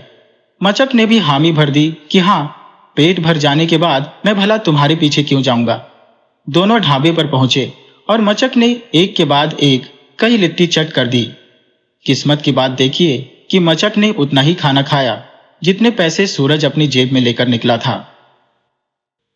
जब मचक का खाना खत्म हुआ तो सूरज ने राहत की सांस ली और कहा कि काका, अब आपका पेट भर गया है। अब आप अपने घर वापस जाइए। मचक ने एक लंबी रकार ली और मुस्कुराते हुए बोला कि सूरज बाबू, बात तो तुम्हारी सही है, लेकिन अभी अभी मेरे मन में एक विचार आया है। मैंने अपनी योजना थोड़ी बदल दी है। अब जब हम यहाँ तक आ ही गए हैं और रास्ता भी कम बचा है, तो मैं सोच रहा हूँ कि क्यों न तुम्हारे साथ तुम्हारी ससुराल तक हो ही आऊं। अब अकेले वापस जाने का मेरा मन नहीं कर रहा है। मचक की बात सुनकर सूरज का माथा ठनक गया। मचक बड़े मजे से बोला कि देखो सूरज बाबू, अभी मेरे खाने में थोड़ी कसर रह गई है। मेरा पेट पूरी तरह भरा नहीं है। अब तुम ससुराल जाकर बढ़िया हलवा पूरी और पकवान खाओगे और मैं यहाँ सूखी लिट्टी खाकर रह जाऊं, ये तो सरासर नाइंसाफी होगी। सूरज ने हार मानकर पूछा कि तो इसका मतलब है कि तुम नहीं मानने वाले और मेरे साथ ही चलोगे? मचक ने मुस्कुराते हुए कहा कि हाँ भाई, अब तो जहां जहां तुम जाओगे वहीं वहीं मैं भी जाऊंगा। सूरज बेचारा मन महसूस कर रह गया और उसे समझ आ गया कि आज भी ससुराल पहुंचना नामुमकिन है। इसलिए वह फिर से वापस अपने घर की ओर लौट चला। शाम को जब सूरज घर पहुंचा तो उसकी पत्नी उसे फिर से जल्दी वापस आया देखकर दंग रह गई। लेकिन जब उसकी नजर सूरज के पीछे खड़े मचक पर पड़ी तो उसकी हैरानी का ठिकाना न रहा। उसने सोचा कि मैंने तो मचक के घर के बाहर कुंडी लगा दी थी, फिर यह बाहर कैसे आ गया और सूरज के साथ यहाँ कैसे पहुंच गया। सूरज ने अपनी पत्नी को सारी बात बता दी कि कैसे मचक पहले से ही घर के बाहर था और रास्ते में पेड़ पर चढ़कर बैठा था। सूरज बोला कि भाग्यवान, यह आदमी तो हाथ धोकर पीछे पड़ गया है। समझ नहीं आ रहा कि इससे पीछा कैसे छुड़ाऊं। अब तो मन करता है कि इसके साथ मारपीट करो, तभी यह मानेगा। उसकी पत्नी ने उसे शांत करते हुए कहा कि नहीं जी, ऐसा मत करना। वह उम्र में बड़े हैं, मारपीट करना ठीक नहीं होगा। आप फिलहाल कुछ दिनों के लिए कहीं मत जाइए। जब मचक कहीं और घूमने निकल जाएगा या किसी और के पीछे लग जाएगा, तब हम मौका देखकर निकल जाएंगे। सूरज मान गया और फिर से अपने खेती बाड़ी के काम में लग गया। कुछ दिन बीत गए। एक सुबह सूरज ने देखा कि मचक अपने घर पर नहीं है। उसने तुरंत अपनी पत्नी से कहा कि देखो, आज अच्छा मौका है। मचक घर पर नहीं दिख रहा है, पक्का वह किसी और के साथ किसी रिश्तेदारी में चला गया होगा। हमें इस मौके का फायदा उठाना चाहिए। पत्नी भी अपने मायके की खबर न मिलने से बहुत परेशान थी। उसने तुरंत कहा कि हाँ जी, ये बहुत सही समय है। आप अभी के अभी झोला उठाइए और निकल जाइए। सूरज को आज पूरा यकीन था कि बिना किसी रुकावट के वह ससुराल पहुंच जाएगा। वह बहुत खुश था और तेजी से कदम बढ़ाते हुए रास्ते पर चल दिया। अभी वह अपने घर से थोड़ी ही दूर पहुंचा था कि तभी उसे सामने से मचक आता हुआ दिखाई दिया। मचक को देखते ही सूरज का सारा जोश ठंडा पड़ गया और उसका सपना फिर से टूटता हुआ दिखने लगा। उसने सोचा कि अगर यह फिर से पीछे लग गया तो बड़ी मुसीबत हो जाएगी। तभी सूरज ने देखा कि सामने से एक तांगा भी आ रहा है। उसने दिमाग लगाया कि कुछ ऐसा करना चाहिए जिससे मचक उसे पहचान न पाए और वह तांगे की ओट में निकल जाए। सूरज के पास एक लाल रंग का गमछा था। उसने उस गमछे से अपना पूरा मुंह ढक लिया और सड़क के किनारे चुपचाप खड़ा हो गया। लेकिन मचक की नजर बहुत तेज थी। उसने दूर से ही पहचान लिया था कि वह सूरज ही है। मचक के पास भी एक लाल गमछा था। जैसे ही तांगा मचक के पास पहुंचा, उसने शरारत में अपना लाल गमछा तांगे के घोड़े के सामने लहरा दिया। लाल कपड़ा देखकर तांगे का घोड़ा बुरी तरह भड़क गया और बेकाबू होकर तेजी से दौड़ने लगा। सूरज को लगा कि शायद उसके लाल गमछे को देखकर घोड़ा भड़का है और अब वह सीधा उसकी तरफ ही आ रहा है। डर के मारे सूरज के हाथ पांव फूल गए। उसे लगा कि घोड़ा उसे कुचल देगा, इसलिए वह अपनी जान बचाने के लिए वापस अपने घर की तरफ सिर पर पैर रखकर दौड़ पड़ा। आगे आगे सूरज जान बचाकर भाग रहा था। उसके पीछे बेकाबू तांगा दौड़ रहा था और सबसे पीछे मचक मजे लेते हुए भाग रहा था। भागते भागते सूरज का बुरा हाल हो गया था। उसकी सांसें फूल रही थी और पसीने से वह तरबतर हो चुका था। वह दौड़ता हुआ सीधा अपने घर के आंगन में जा पहुंचा। उसकी पत्नी ने जब यह नजारा देखा कि सूरज आगे आगे भाग रहा है और पीछे से एक तांगा घर की तरफ ही आ रहा है, तो वह हैरान रह गई। उसने सूरज को रोकते हुए कहा कि अरे, आप इतना क्यों भाग रहे हैं? अगर डर लग रहा था तो किसी खेत में उतर जाते या किसी पेड़ पर चढ़ जाते। घोड़ा तो तांगे में बंधा है, वह भला आपका क्या बिगाड़ लेता? सूरज अभी अपनी सांसें काबू में कर ही रहा था कि उसकी पत्नी की नजर तांगे पर पड़ी। उसने देखा कि उस तांगे में तो उसका अपना सगा भाई बैठा हुआ है। अपने भाई को अचानक सामने देखकर वह खुशी से झूम उठी। उसने कहा कि चलिए, ये तो बहुत अच्छा हुआ कि मेरा भाई खुद ही यहाँ आ गया। अब आपको मेरे साथ ससुराल जाने की तकलीफ नहीं उठानी पड़ेगी। मैं खुद अपने भाई के साथ मायके चली जाऊंगी।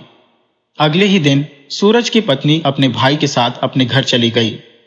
सूरज बेचारा मन महसूस कर रह गया। उसे लगा कि शायद उसकी किस्मत में ससुराल जाना लिखा ही नहीं था।